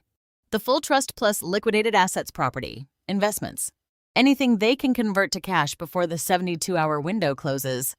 And disappear while banks are closed for Thanksgiving weekend, Rachel confirmed. By the time anyone could freeze the accounts or initiate international recovery, they'd have moved the funds again. Probably to a non-extradition jurisdiction. Partners from the beginning. Rachel turned to another exhibit. The Cayman account has a second authorized signer, Marcus Hendricks. I obtained signature exemplars from his account opening documents and compared them to known handwriting samples from Lyle Coleman's 2010 embezzlement case. She laid 2 signature cards side by side. Even to my untrained eye, they were identical, the same distinctive capital M, the same backward slant on the final S. It's him, I said. Confirmed, Rachel agreed. Lyle Coleman is co-conspirator with full account access. The structure shows clear role division. Saskia provides inside access to the trust as family member. Lyle provides financial facilitation and offshore expertise. This is federal wire fraud, conspiracy, money laundering, Vincent said. We're looking at minimum 20-year sentences for both. Rachel turned to the final exhibit bank records showing joint account activity between Saskia and Lyle dating back 18 months, 6 months before Saskia had appeared at the charity gala where she'd supposedly met Conrad by chance. Vincent looked up from the documents, his expression shifting from professional analysis to personal concern. Laverne, he said quietly, I don't think she met your son by accident. The phone rang at 11:17 p.m., and I let my hand hover over the recording app before I answered, Hello, Marcus. I'd left Vincent's office that afternoon with evidence proving Saskia had targeted my son deliberately, orchestrated their meeting, fabricated an entire relationship to access the trust. Now, hours later, Lyle Coleman was calling to remind me why I'd once prosecuted him without hesitation. A pause on the line. He hadn't expected me to use the fake name with such casual familiarity. "Mrs. Ward," he recovered smoothly. "Just checking in, we're 5 days out from the transfer deadline. Wanted to ensure we're all on the same page about next steps." "I'm aware of the timeline. Marcus," I kept my voice neutral, elderly, cooperative. The recording app showed green bars capturing every word. "What next steps did you have in mind?" "The power of attorney documents I mentioned earlier. Simple signature. Witnessed by the notary will send. Takes 30 minutes, saves everyone significant stress."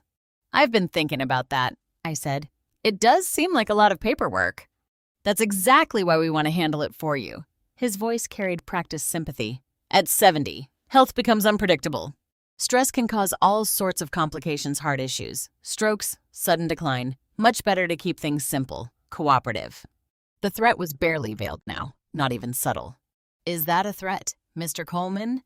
Another pause, longer this time. I'd used his real name. Let him know I'd identified him, connected Marcus Hendricks to Lyle Coleman. Linked the current fraud to his 15-year-old conviction. "Just concern for your well-being," he said, voice hardening.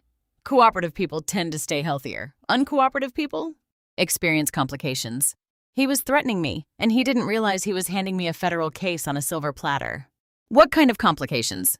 "The kind 70-year-old women suffer when they're under too much pressure. Falls are common at your age. Medication errors. Strokes brought on by excessive stress." He paused, letting the implications settle. "And it's not just about you, Laverne. Your son is young, healthy, but accidents happen to everyone." There it was, the explicit threat, not just against me, but against Conrad. "You're threatening my family on a recorded line," I said calmly. "I'm simply clarifying the stakes. No pretense of friendliness now. You have 2 choices. Sign the trust transfer documents cleanly on Monday. No lawyers, no questions, no contest.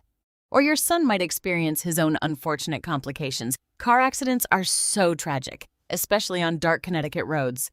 My hand tightened on the phone, but my voice stayed level. "That's very clear. I'm glad we understand each other. The documents will be delivered Sunday afternoon. You'll sign them Monday morning, November 24th, 3 days before your birthday, before the automatic transfer provisions trigger. This way it looks like your decision, your choice to simplify estate management.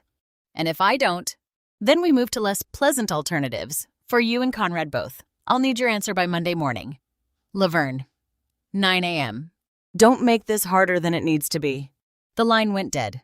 I saved the recording and emailed it to Vincent with the subject line, "Federal extortion and terroristic threats add to criminal complaint." Then I pulled up my text thread with Conrad and typed, "Come to the house first thing tomorrow." "It's time you heard everything." 3 dots appeared immediately. "How bad is it?" I stared at the question, thinking about the offshore accounts, the fake marriage orchestrated 18 months before they'd even met, the systematic theft, the explicit threats against his life. "Worse than you can imagine," I typed back, "but we're going to win." I was halfway down the hall to my bedroom when I heard Conrad's voice through their closed door. "Stop lying to me, Saskia. Just for once, stop lying." Conrad had arrived that morning as I'd asked, and I'd told him he needed to hear the full truth. But before I could show him the forensic reports, he'd gotten a call from work and had to leave.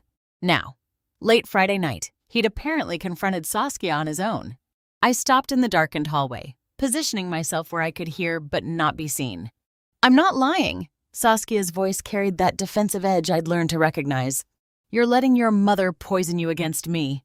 Who is Marcus Hendricks really?" Conrad's tone was tight with barely controlled anger. "And don't tell me he's an accountant helping with trust paperwork." I already explained he's a consultant helping with the estate transition. Your mother never authorized any outside accountant because she doesn't understand modern financial structures. "Try again," Conrad said. "My mother ran finance for a Fortune 500 company. She understands structures just fine." A pause. Then Saskia shifted tactics. "Marcus is helping transition my consulting business. I told you that. The Delaware registration requires specialized accounting, and he has experience with multi-state corporate structures. Last week you said your business was already restructured. Eleanor couldn't find any registration. Which is it?" Saskia, the paperwork is still processing. These things take time. Her voice rose slightly. Why are you interrogating me like I'm a criminal? Because nothing you say makes sense anymore. Conrad's frustration bled through every word. Marcus is a trust accountant. No, he's a business consultant. No, he's an old colleague. Which story is actually true? I pressed my back against the hallway wall, listening to my son's world collapse in real time. You're twisting my words, Saskia said, taking everything I say and turning it into something suspicious. Your mother has been undermining us from the start, questioning everything I do, making you doubt me. My mother didn't create the contradictions. Saskia, you did. Conrad's voice dropped to something colder than anger. The business that doesn't exist, the phone messages from unknown numbers about funds and timelines, the fact that you haven't once asked why I've been sleeping in the guest room for over a week, the way you don't even look at me anymore unless you need something signed. That's not fair. Answer one question honestly. Conrad cut her off. Just one. Did you ever love me? Or was this always about the money? Silence stretched between them like a chasm opening in real time. How dare you? Saskia finally said, voice shaking with what might have been genuine emotion if I didn't know better. After everything I've done for this family, answer the question. Saskia, did you marry me for the trust? She didn't deny it. Your mother has been sabotaging us from day one, Saskia said instead. Investigating me, questioning my business, turning you against your own wife. She can't stand that you chose someone who isn't from her perfect upper-class world. This isn't about my mother. Conrad's voice broke slightly. This is about you refusing to answer whether our entire marriage was a lie. I don't have to defend myself against paranoid accusations. That's not a denial. Based on your mother's vendetta against me, she's the one who's been lying to you, Conrad. Making you think I'm some kind of criminal when all I've done is try to build a life with you. Show me your business registration, Conrad said. Right now. Pull it up on your phone. Prove Eleanor and my mother wrong. Another pause. Longer this time. I don't have to prove anything to you, Saskia said finally. If you trust your mother more than your wife, then maybe we have bigger problems than paperwork. The bedroom door flew open and Conrad stood silhouetted in the doorway, his face devastated and furious in equal measure. He looked straight at me in the darkened hallway. He'd known I was there all along. Mom, he said, voice breaking, tell me everything, every single thing you know. Behind him, Saskia appeared, mascara streaked and calculating, her eyes meeting mine with pure hatred. We assembled in the living room at 8 a.m. like opposing legal teams, Conrad on the sofa, looking hollowed out. Saskia in the armchair with red-rimmed eyes and perfect posture. Me standing by the fireplace with Rachel's audit report in my hands. I want the truth, Conrad said. All of it, starting with who Marcus really is. Saskia's expression shifted to something softer, more vulnerable. A strategic pivot I recognized from decades of boardroom negotiations. I'll tell you everything, she said quietly, but please let me explain before you judge. I have documentation that contradicts, I began.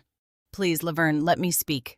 Conrad held up a hand. Mom, let her talk. Then you can show me your evidence.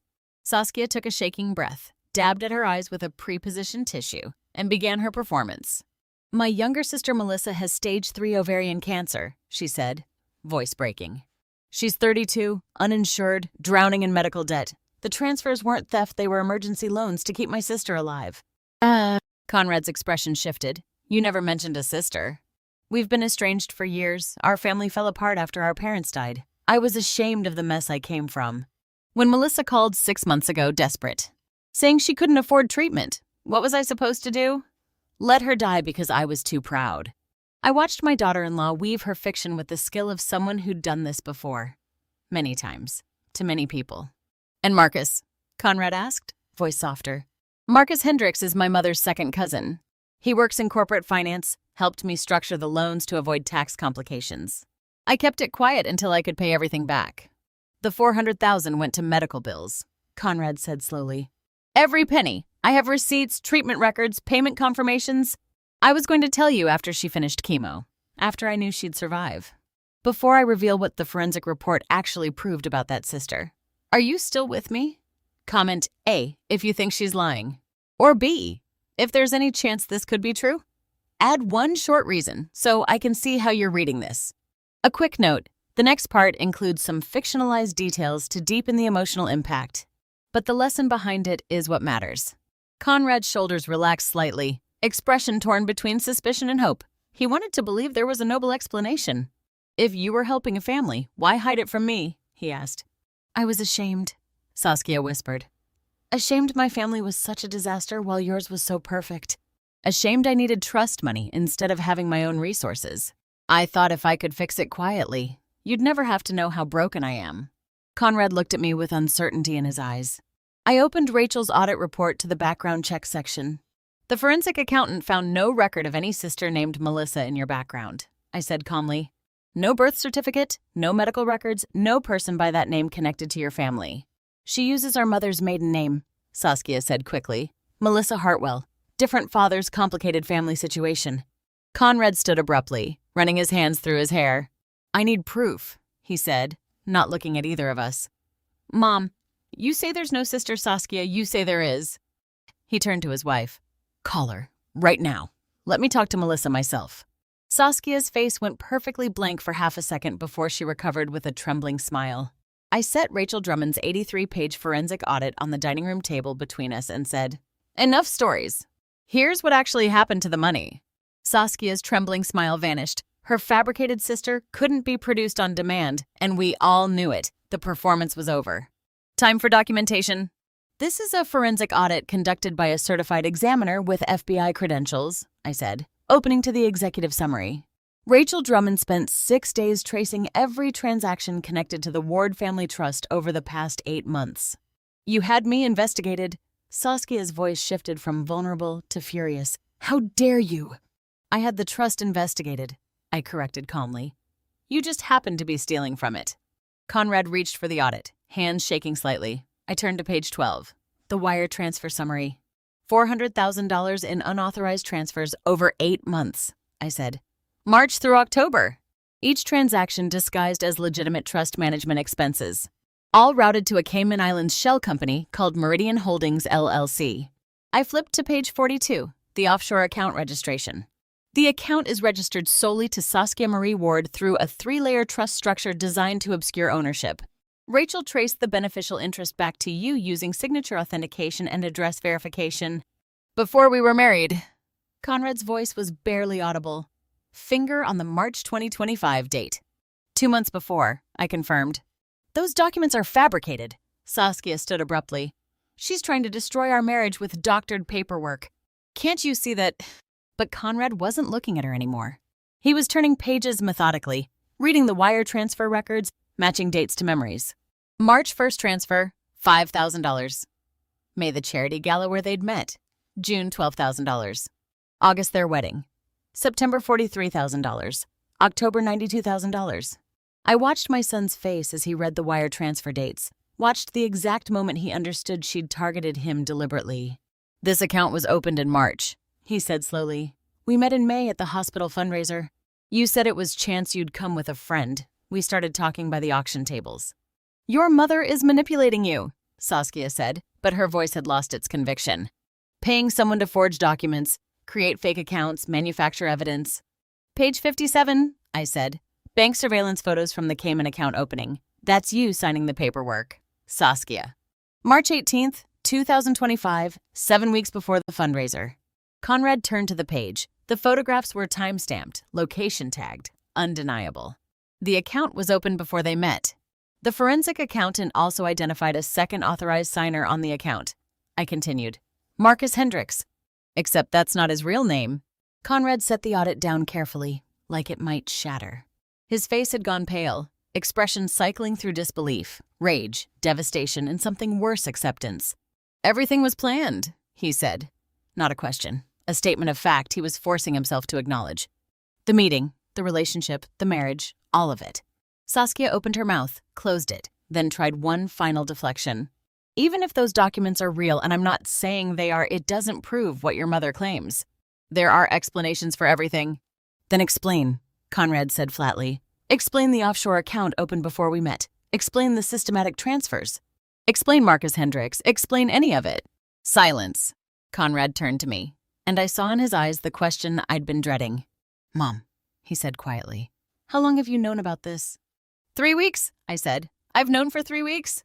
Conrad looked up from the audit pages, betrayal and relief warring in his expression. What else haven't you told me?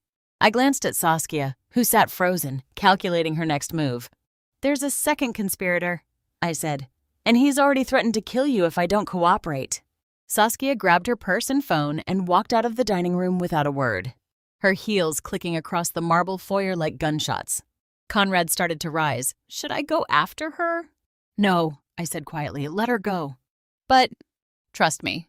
We watched through the front window as Saskia reached her car in the driveway, yanked the door open, and sat in the driver's seat without starting the engine. Her phone was already at her ear. Conrad turned to me. What aren't you telling me?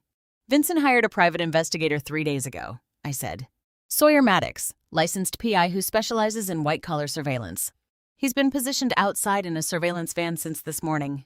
Right now, he's recording every word of whatever panicked call she's making. Conrad looked at me with something between admiration and concern. You've been 2 steps ahead this entire time. I had to be. In the car. Saskia was gesturing emphatically, face twisted with fury and fear. The conversation lasted 4 minutes. When she finally lowered the phone, she sat motionless for another 30 seconds before starting the engine and driving away. My phone buzzed with the text from an unknown number, full recording captured, delivering file in 10 minutes, SM. Conrad and I waited in my study. I made tea, neither of us drank. Exactly 10 minutes later, my phone chimed with an audio file from Sawyer Maddox, the licensed private investigator Vincent had quietly retained 3 days earlier. Sawyer specialized in white-collar surveillance and had testified in 17 fraud cases without ever losing credibility on cross-examination. In her panic, Saskia was handing us everything we needed to destroy her in court. I pressed play. The audio quality was perfect. Sawyer's equipment was professional grade. Saskia's voice, sharp with desperation. She has a forensic audit. She knows about the Cayman account, the transfers, everything. Lyle Coleman's voice, attempting calm. How much does she know? All of it, the offshore account, the amounts, the timeline. She showed Conrad bank records, surveillance photos from when I opened the account. There's no talking my way out of this. Then stick to the timeline. We're 3 days out from... The timeline is dead, Saskia's voice cracked. She's had a forensic accountant investigating for 3 weeks. She's probably already filed court papers. We move Monday or we lose everything. Monday is too soon. We need the full transfer authorization to... I don't care what we need if we wait until Wednesday. The accounts will be frozen. I'm telling you, she's got lawyers, investigators, documentation. Monday morning, we execute the transfer and disappear. Or we get nothing. A pause. Then, Lyle. Fine. Monday at 9 a.m. I'll have the wire protocols ready. But if this goes wrong... It won't. Conrad's devastated. Laverne thinks she's won by exposing me. They'll spend Sunday dealing with emotions and lawyers. By the time they realize we've moved, we'll already be gone. And Conrad? What about him? You said he'd be a problem if he figured it out. Saskia's laugh was cold and empty. Conrad was never the point. I never loved him. He was always just the access point.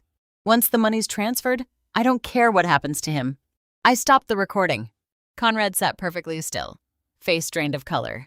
He'd heard his wife confirm everything: the partnership with Lyle, the offshore accounts, the plan to drain the trust and disappear Monday morning. But those final words, the casual dismissal of their entire relationship, the admission that he'd never been anything but a tool, those had landed differently. I never loved him. He was always just the access point. Conrad's expression went perfectly blank. He stood, pulled out his phone, and said 5 words. I'm calling my divorce attorney. Vincent's law office at 6 a.m. on a Sunday was dark except for the conference room, where we'd been assembling the emergency petition for 3 hours straight. Conrad had spent Saturday night calling his divorce attorney, then his sister, then sitting alone in the guest room processing his wife's recorded confession. I'd spent it with Vincent and Rachel, compiling every piece of evidence into a single legal filing that would stop Saskia and Lyle before they could execute their Monday morning theft. We have one shot at this, Vincent said, reviewing the petition for the 4th time.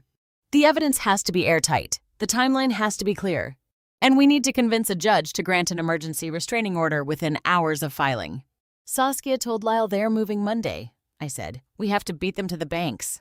Rachel spread the forensic audit across the table. The evidence is overwhelming. Any reasonable judge will grant the freeze. By Monday at 7:30 a.m., we had a 90-page emergency petition with exhibits Rachel's complete forensic audit documenting systematic theft.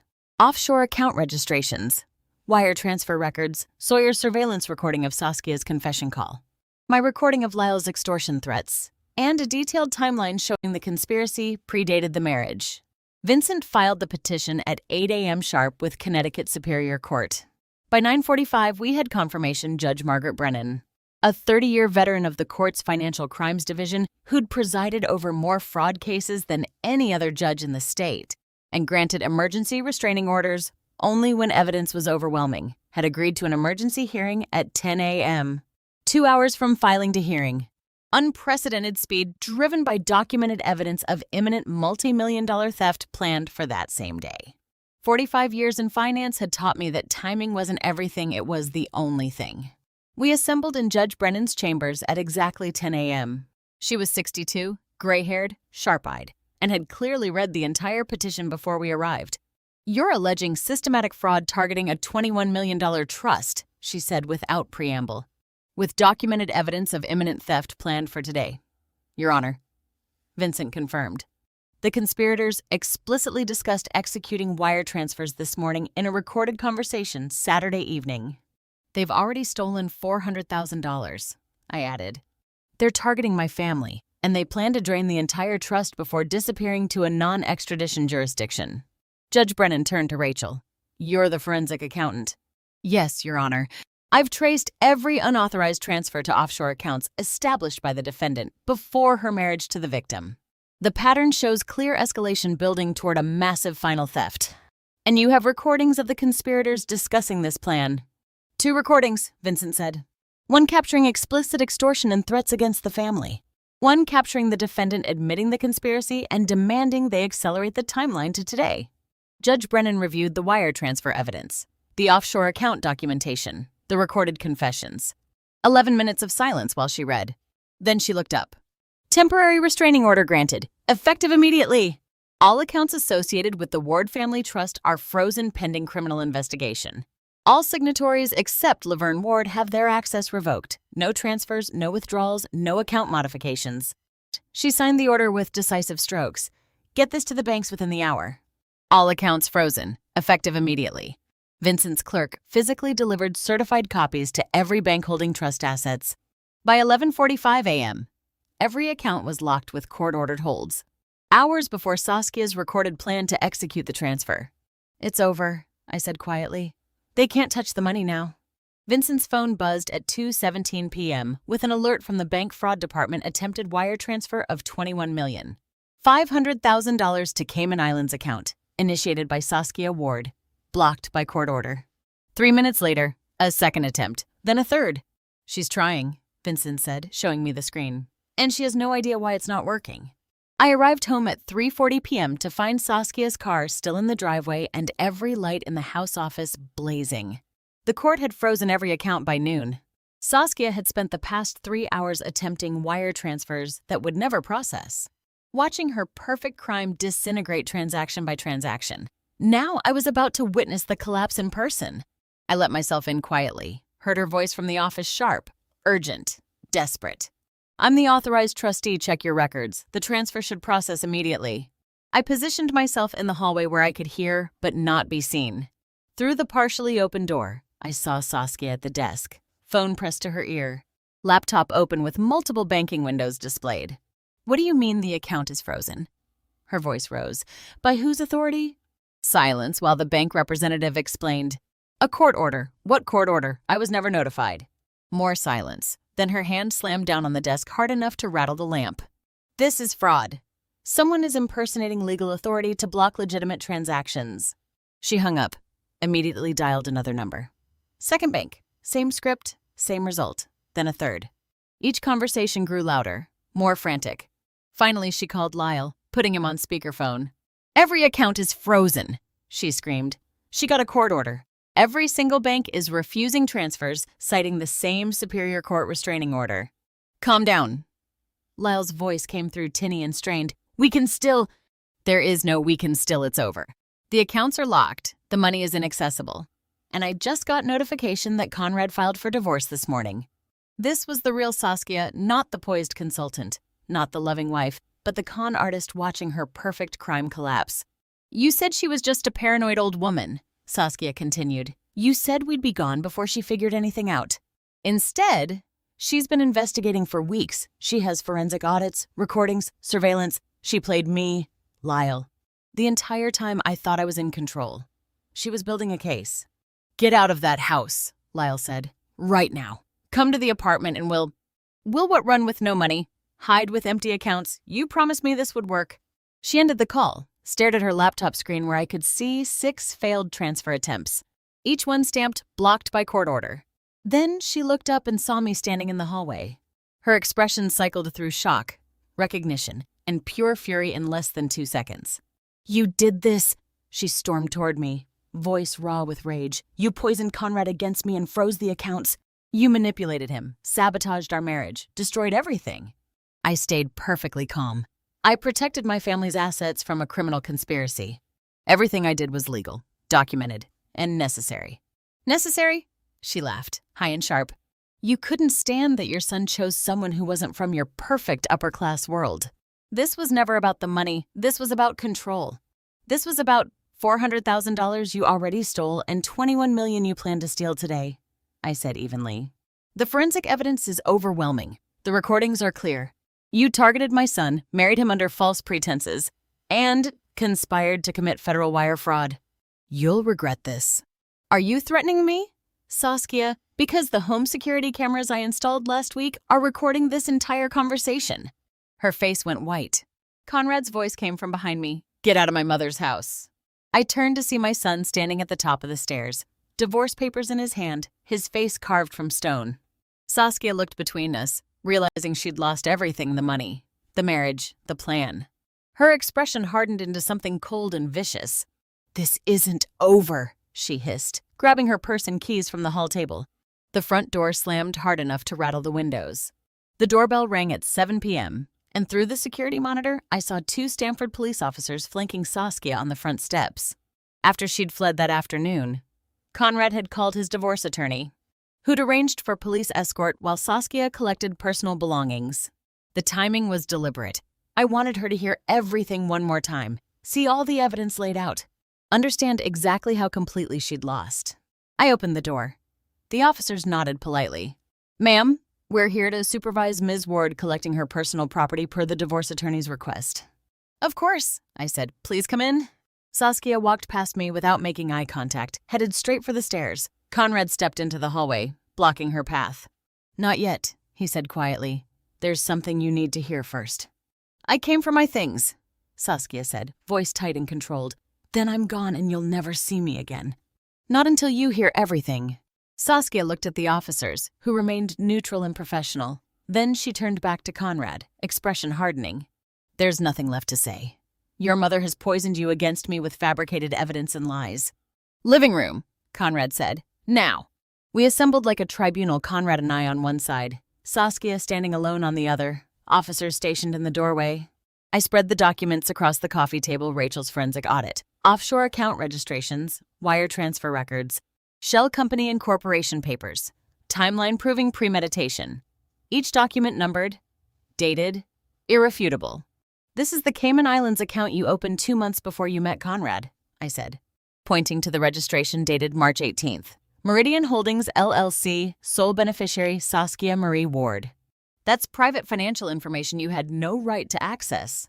$400,000 you've already stolen, I continued calmly. Every transfer documented here with dates, amounts, and routing information, March through October. Each transaction disguised as trust management expenses.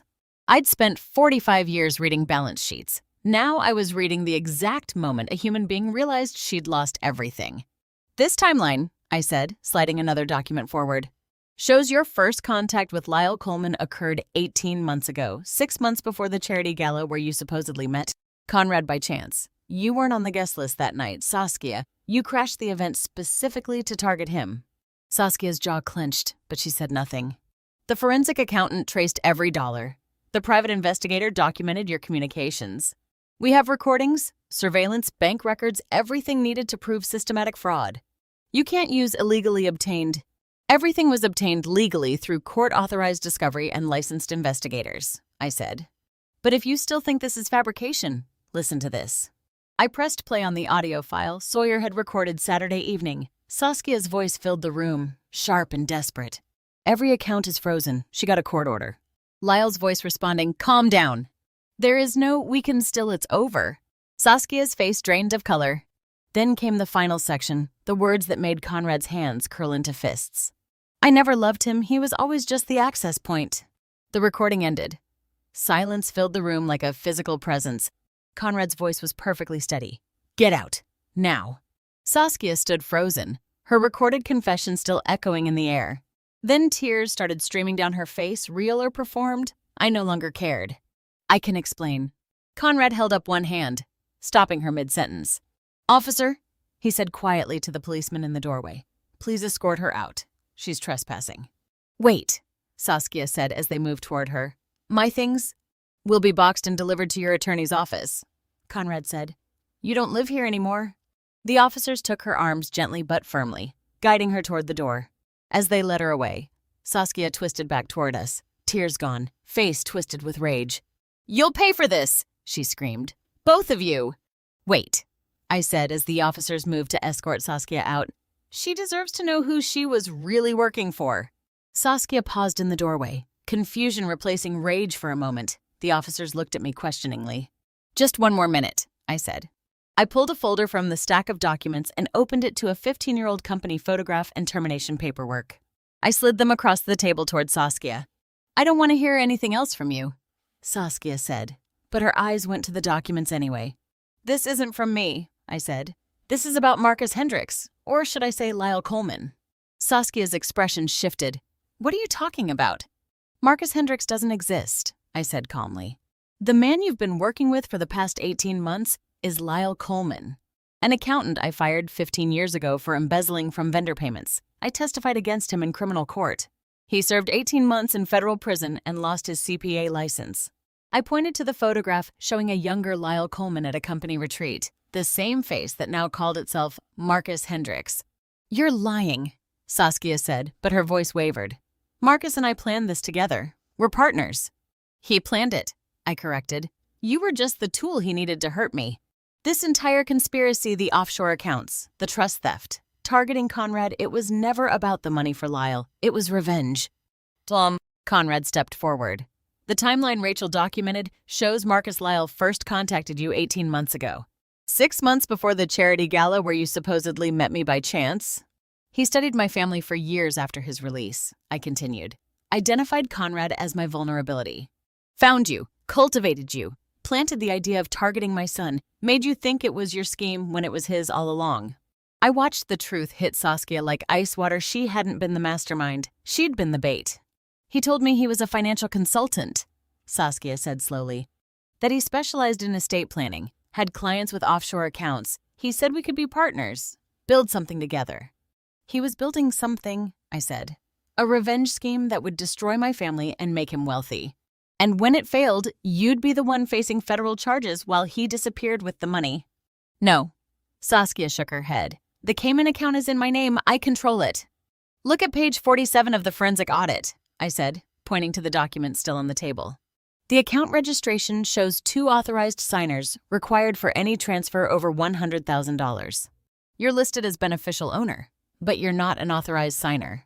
Saskia grabbed the document, scanned the page. That's impossible, she whispered. I set up that account. I provided all the documentation. You thought you did, I said. Lyle structured it so your name takes the legal liability while he controls the actual access. The FBI calls it a patsy arrangement. You were the fall guy.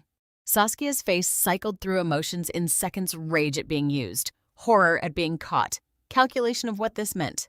Where is he? She demanded. Where is Lyle right now? I glanced at Vincent, who nodded. According to his credit card activity, he checked into a hotel near JFK Airport 3 hours ago, I said. One-way ticket to Grand Cayman departing tomorrow at noon. I paused. Let that sink in. Without you? I need 5 minutes alone with my wife, Conrad said, his voice hollow, and I nodded to the officers to wait. Saskia looked at him with desperate hope. Conrad, please, we can talk about this. 5 minutes, he repeated. Upstairs. They walked to the master bedroom in silence, Conrad's posture rigid, Saskia following half a step behind. The door closed with a soft click that felt louder than a slam. I positioned myself in the hallway with the officers, close enough to intervene if needed, far enough to give them privacy. Muffled voices filtered through the door, Conrad's steady and low. Saskia's rising and falling with emotion. I couldn't make out full sentences. Just fragments, Saskia's voice pleading, apologetic, Conrad's voice firm, measured, resolute. Then the voices grew loud enough to hear. "You married me to rob my family," Conrad said, each word deliberate. "That's not salvageable. Saskia, that's not something we work through or move past. I had feelings for you."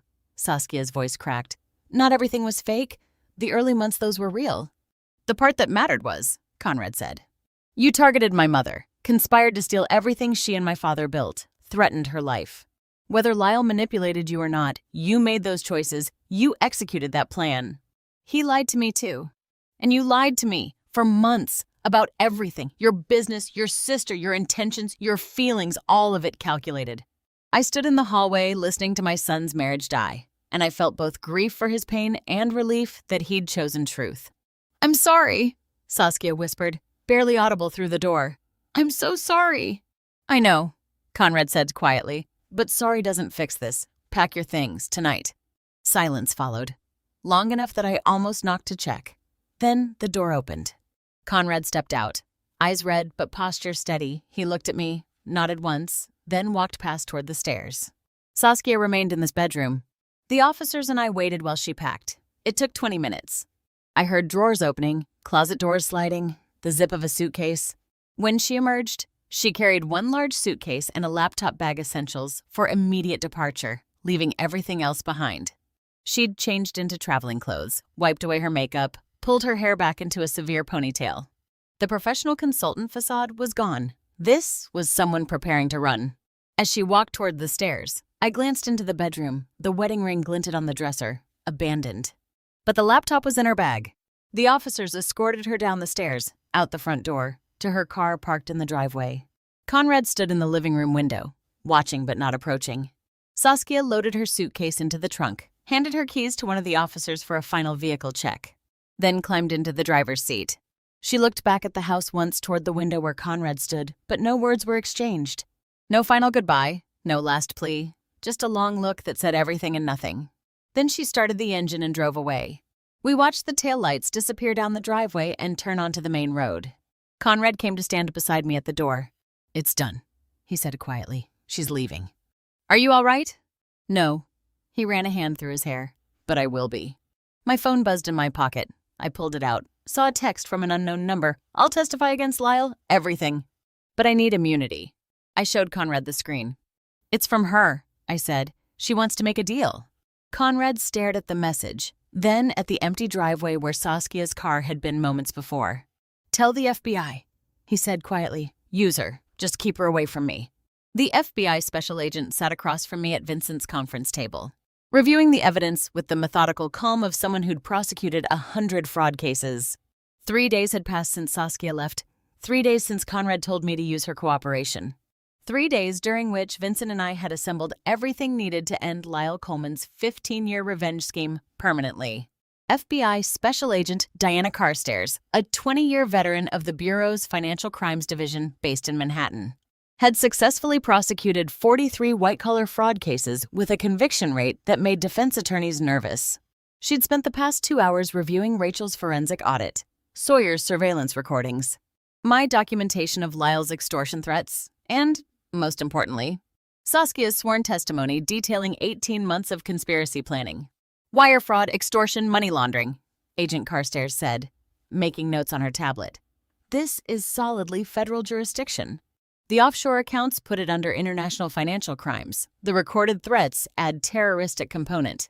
And the victim amount exceeds threshold for major fraud prosecution. His prior conviction for embezzlement should strengthen the case," I said. "It establishes pattern and motive," she confirmed. "Same victim, same methods escalated over time. Clear revenge obsession documented through cooperating witness testimony. This is eminently prosecutable." Vincent slid a document across the table. "Formal criminal complaint. Ready for your review. We've detailed every charge with supporting evidence exhibits." Agent Carstairs read through it carefully. The complaint named Lyle Coleman on 6 federal counts: wire fraud, conspiracy to commit fraud, extortion, making terroristic threats. money laundering, and identity fraud for using the Marcus Hendricks alias. With Saskia's cooperation, we can trace every step of the conspiracy, Vincent said.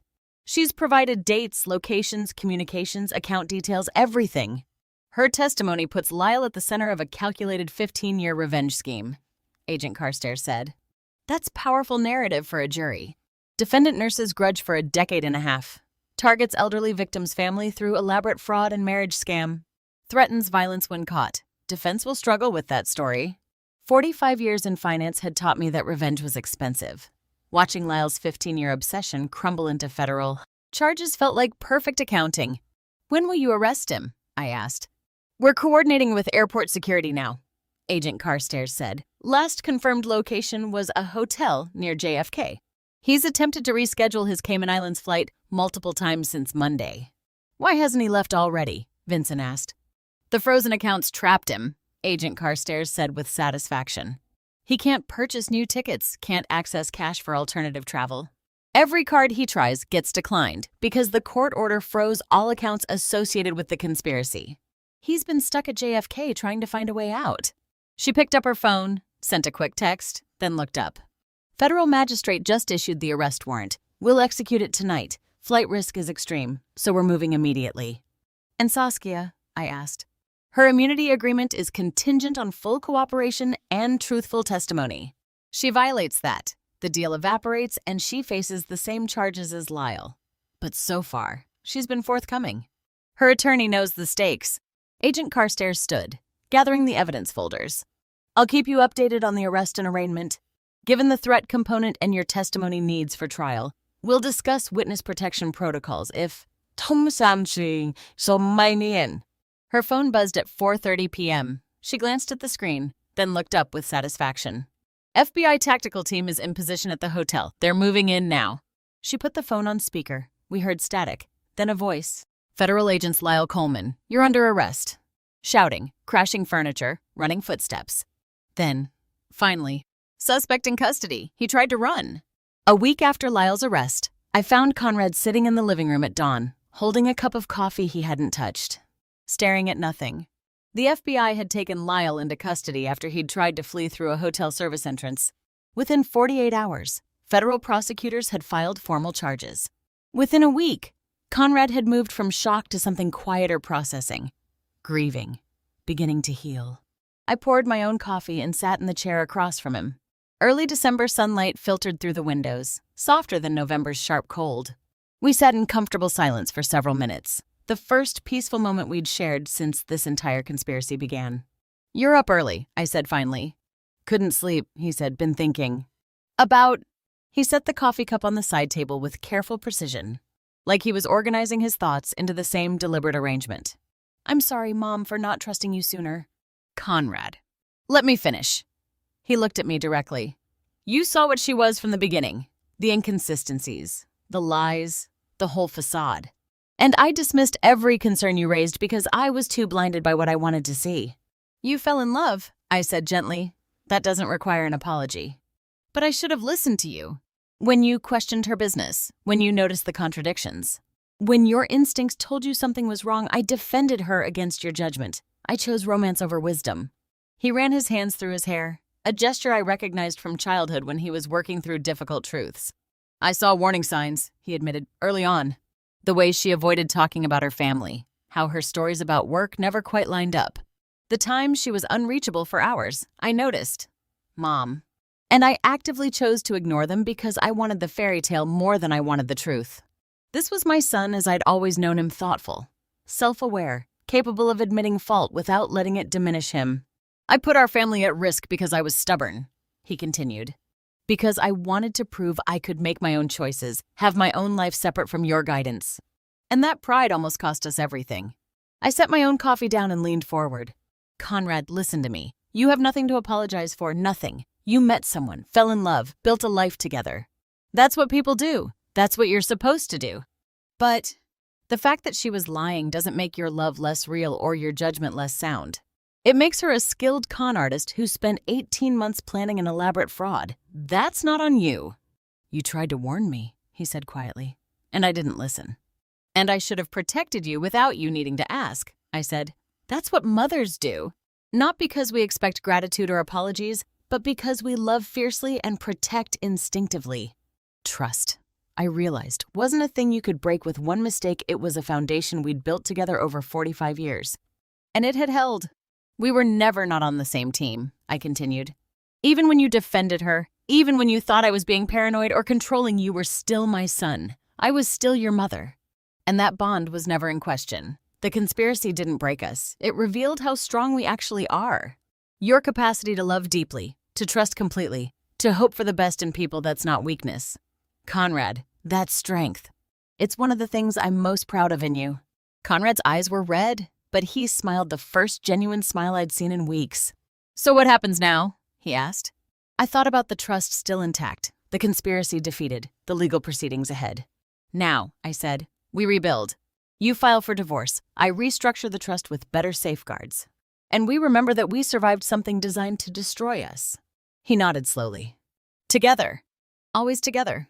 The text message arrived at 2:15 on a Tuesday afternoon, from a number I didn't recognize but somehow knew was Saskia. 2 weeks had passed since our dawn conversation about rebuilding. 2 weeks during which Conrad had filed divorce papers. I'd met with Vincent about trust restructuring. And we'd both begun the slow work of healing. The FBI's case against Lyle was proceeding toward trial. Saskia's immunity deal kept her cooperating but distant. Until now. I stared at the notification on my phone screen. Unknown number, but the timing felt deliberate, calculated. I could delete it unread. Probably should. But 45 years in finance taught me always know what your opponent is thinking. I opened the message. It was long, multiple screens of text, carefully composed, edited for maximum impact. I recognized the structure, immediately opening with acknowledgement of harm, moving to explanation, ending with request for understanding. The same pattern I'd seen in countless corporate apologies designed to minimize liability while appearing remorseful. Laverne, I know I don't deserve forgiveness, but I need you to understand I was manipulated too. Lyle promised we'd be partners, equals in the plan. I didn't know he was using me until you showed me the offshore account structure. He lied to me the same way he lied to you. I scrolled down. I was desperate when I met him. Drowning in debt from a previous relationship that ended badly. No real career prospects despite the consulting facade I'd built. When Lyle approached me with the idea of targeting your family, he made it sound like victimless redistribution taking from people who had too much and wouldn't miss it. More scrolling. Then I met Conrad at that fundraiser and everything got complicated. He was kind, genuine, nothing like the entitled rich son Lyle had described. I started having real feelings. I thought maybe I could have the marriage and walk away from the scheme. But Lyle had leverage evidence of my early participation, threats to expose me. I was trapped. Reading Saskia's apology, I realized something. I didn't need her remorse to move forward. The victory was already complete. I know saying I'm sorry doesn't fix what I did to your family. The lies, the theft, the betrayal of Conrad's trust, those are unforgivable. But I'm asking you to understand that I was a pawn in Lyle's revenge scheme, not the architect. He used my desperation against me the same way he used Conrad's love against you. The message ended with, I'm cooperating fully with the FBI because it's the only way I can begin to make amends. I don't expect forgiveness. I just hope someday you'll believe that not everything between Conrad and me was a lie. Some of it, especially at the beginning, was real. I read it 3 times, dissecting each claim with the same analytical precision I'd once used on quarterly earnings reports. Some of this was true. Lyle had manipulated her. The offshore account structure proved he'd positioned her as the legal fall guy while keeping real control. Her desperation about debt was probably genuine. People in financial crisis make poor decisions. Her message was like a balance sheet that almost added up until you noticed the missing line item that explained everything. But she'd opened that offshore account before meeting Conrad. March 2025, 2 months before the charity gala. That wasn't manipulation forcing her hand, that was premeditation. Active, knowing participation in fraud. The apology felt less like genuine remorse and more like groundwork for a sentencing hearing. Her attorney probably suggested it show contrition, emphasize victimhood, humanize yourself to potential judges. I considered my response options: anger, forgiveness, detailed rebuttal of her self-serving narrative. Then I realized she didn't merit any of those.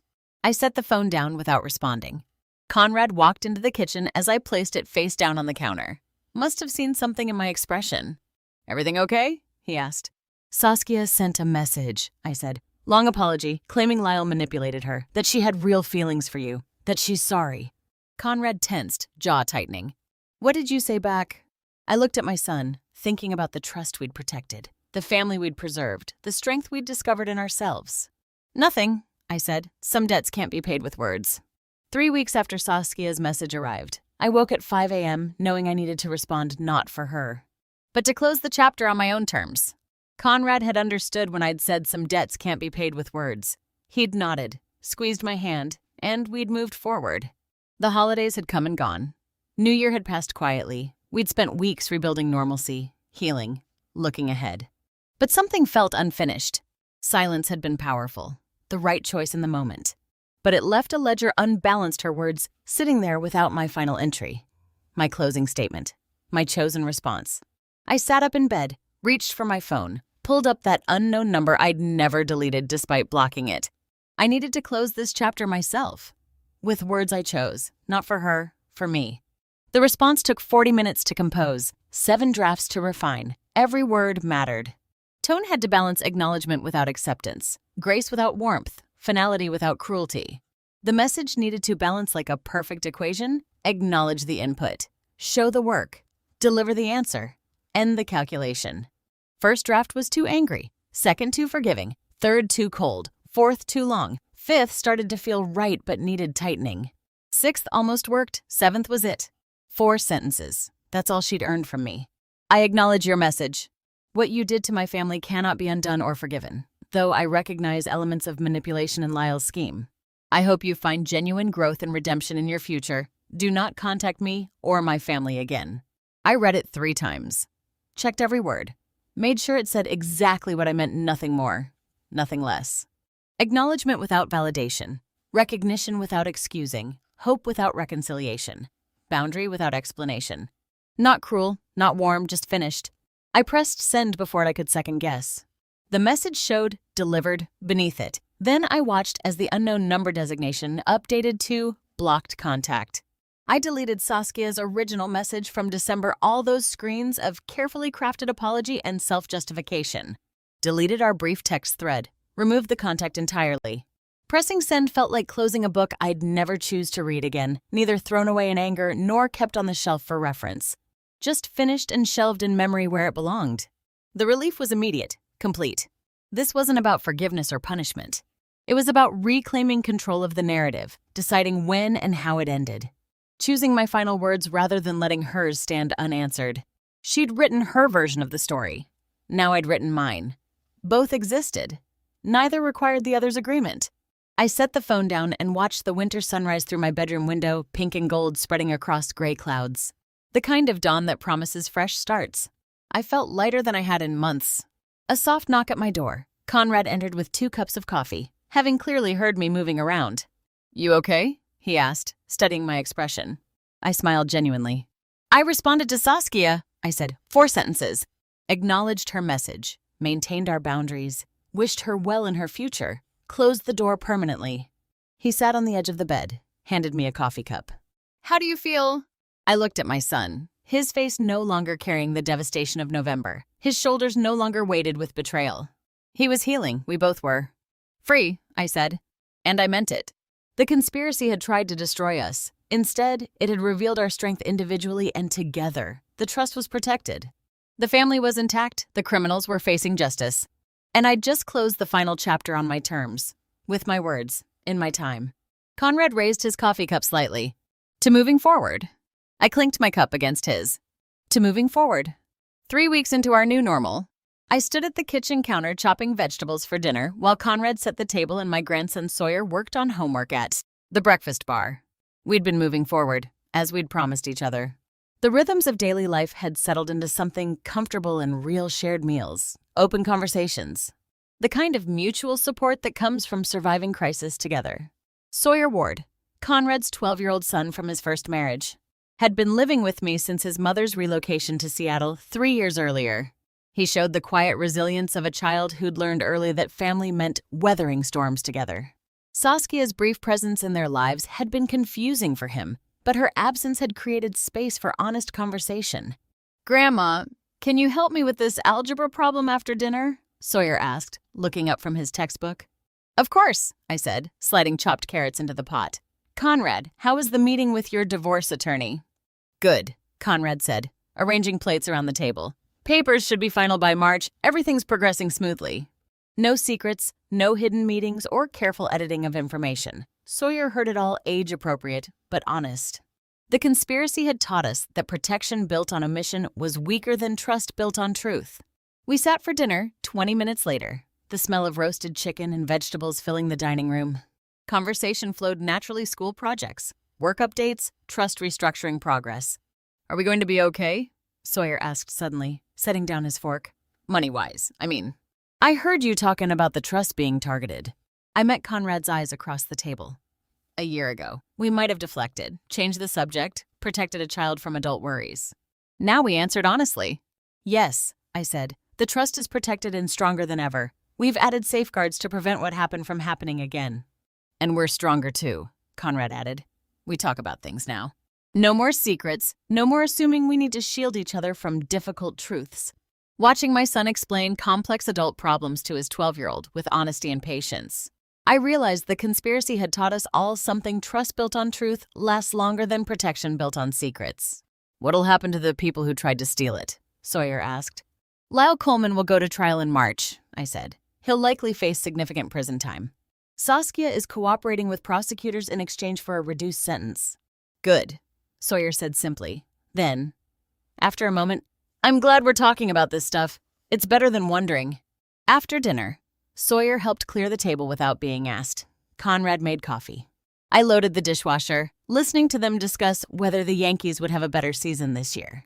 We settled in the living room, Sawyer curled up in the armchair with a book, Conrad reviewing documents on the sofa, me with my own book by the window. Quiet, companionable silence, the kind that only comes when people are genuinely comfortable together. The three of us in that living room felt like a perfectly balanced equation: different variables, complementary strengths, adding up to something greater than the sum. This feels right, Conrad said, looking up from his papers. The three of us. It does, I agreed. Better than before, actually. I like that we talk about real stuff now, Sawyer said without looking up from his book. Even the hard things. Later, after Sawyer went to bed, I stood by the living room window watching Conrad help him with that algebra problem at the kitchen table. Both of them were laughing over a mistake, Conrad's hand on his son's shoulder.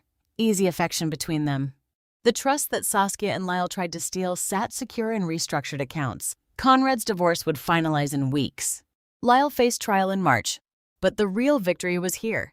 In this house, 3 generations who'd survived a targeted attack and emerged stronger, wiser, unbreakable. I'd spent 45 years building financial foundations, protecting assets, securing futures.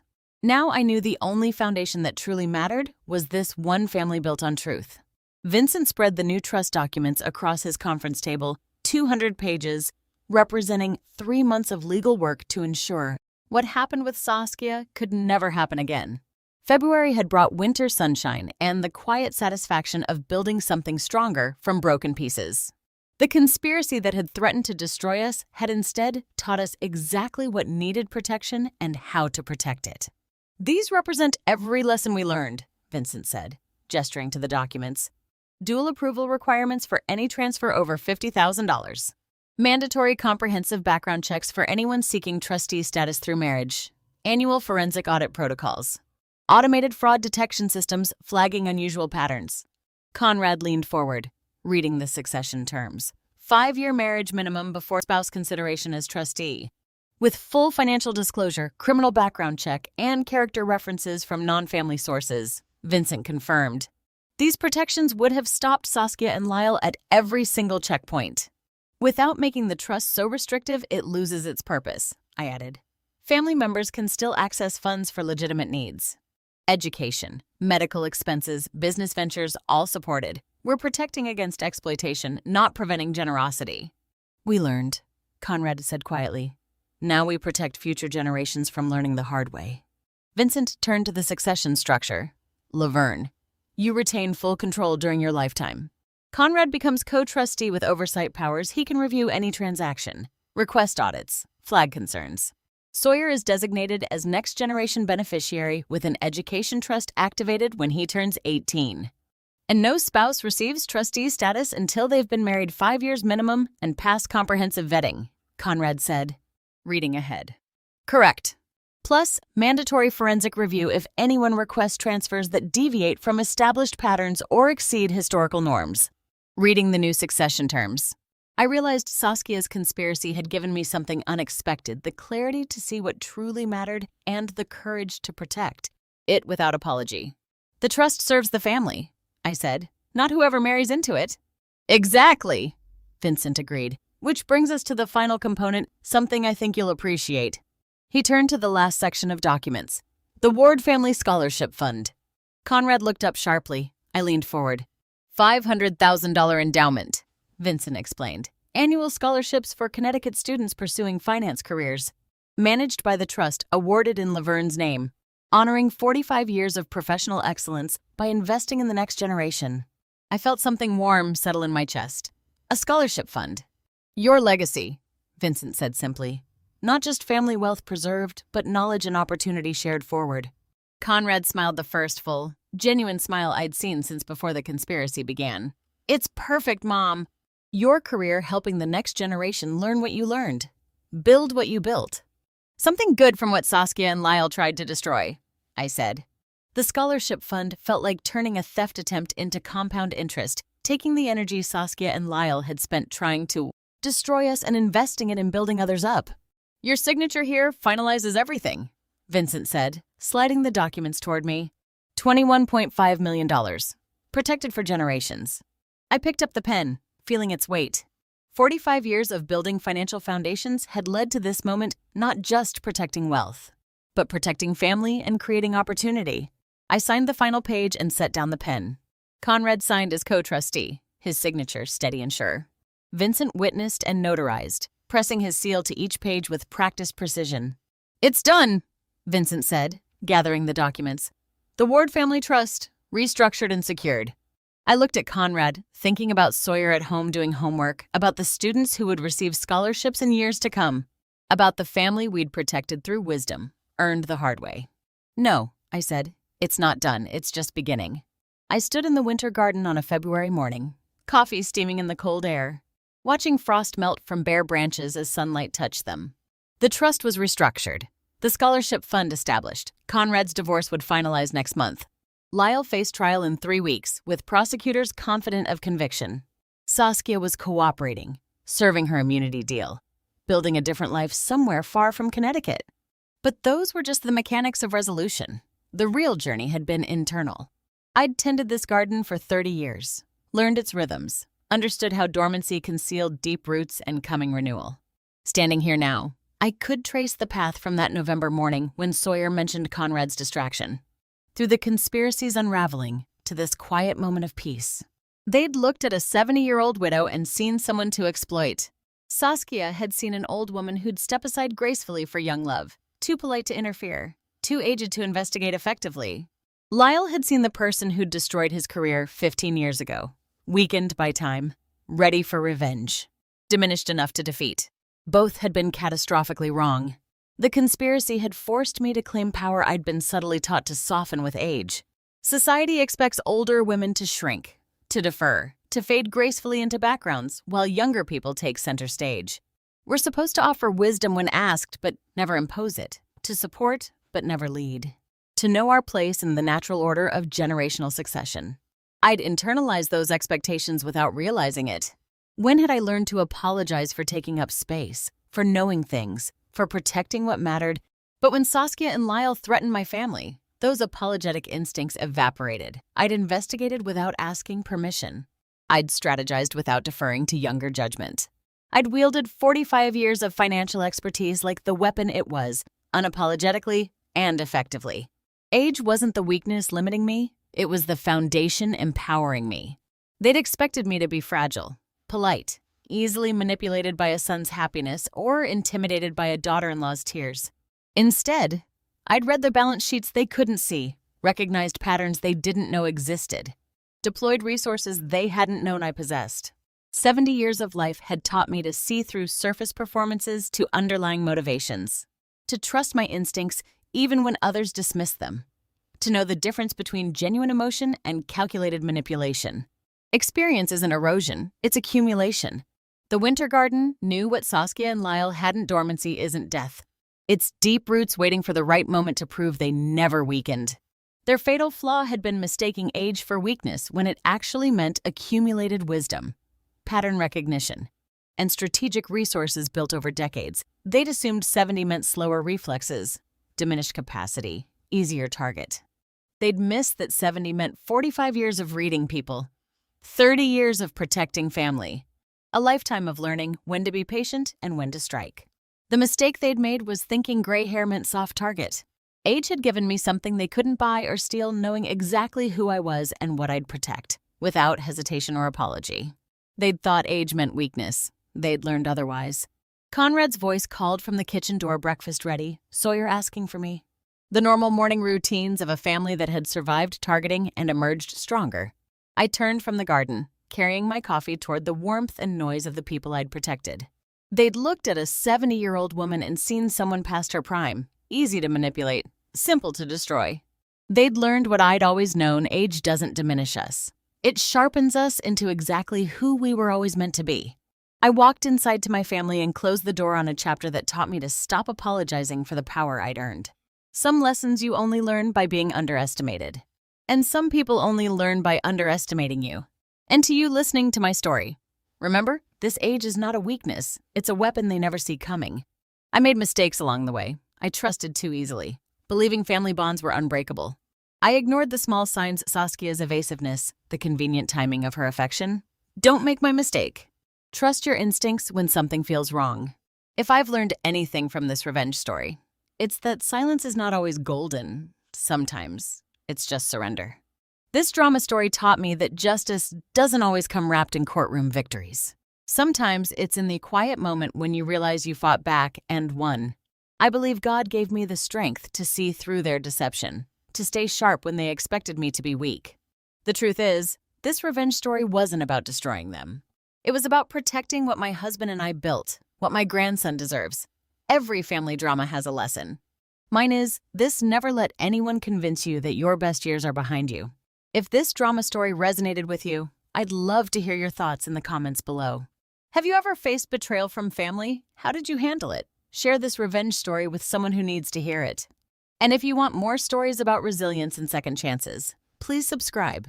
Your support means the world to me. Thank you for staying until the very end. This is a fictional dramatization created with AI, but the lessons about family, trust, and resilience are as real as they come.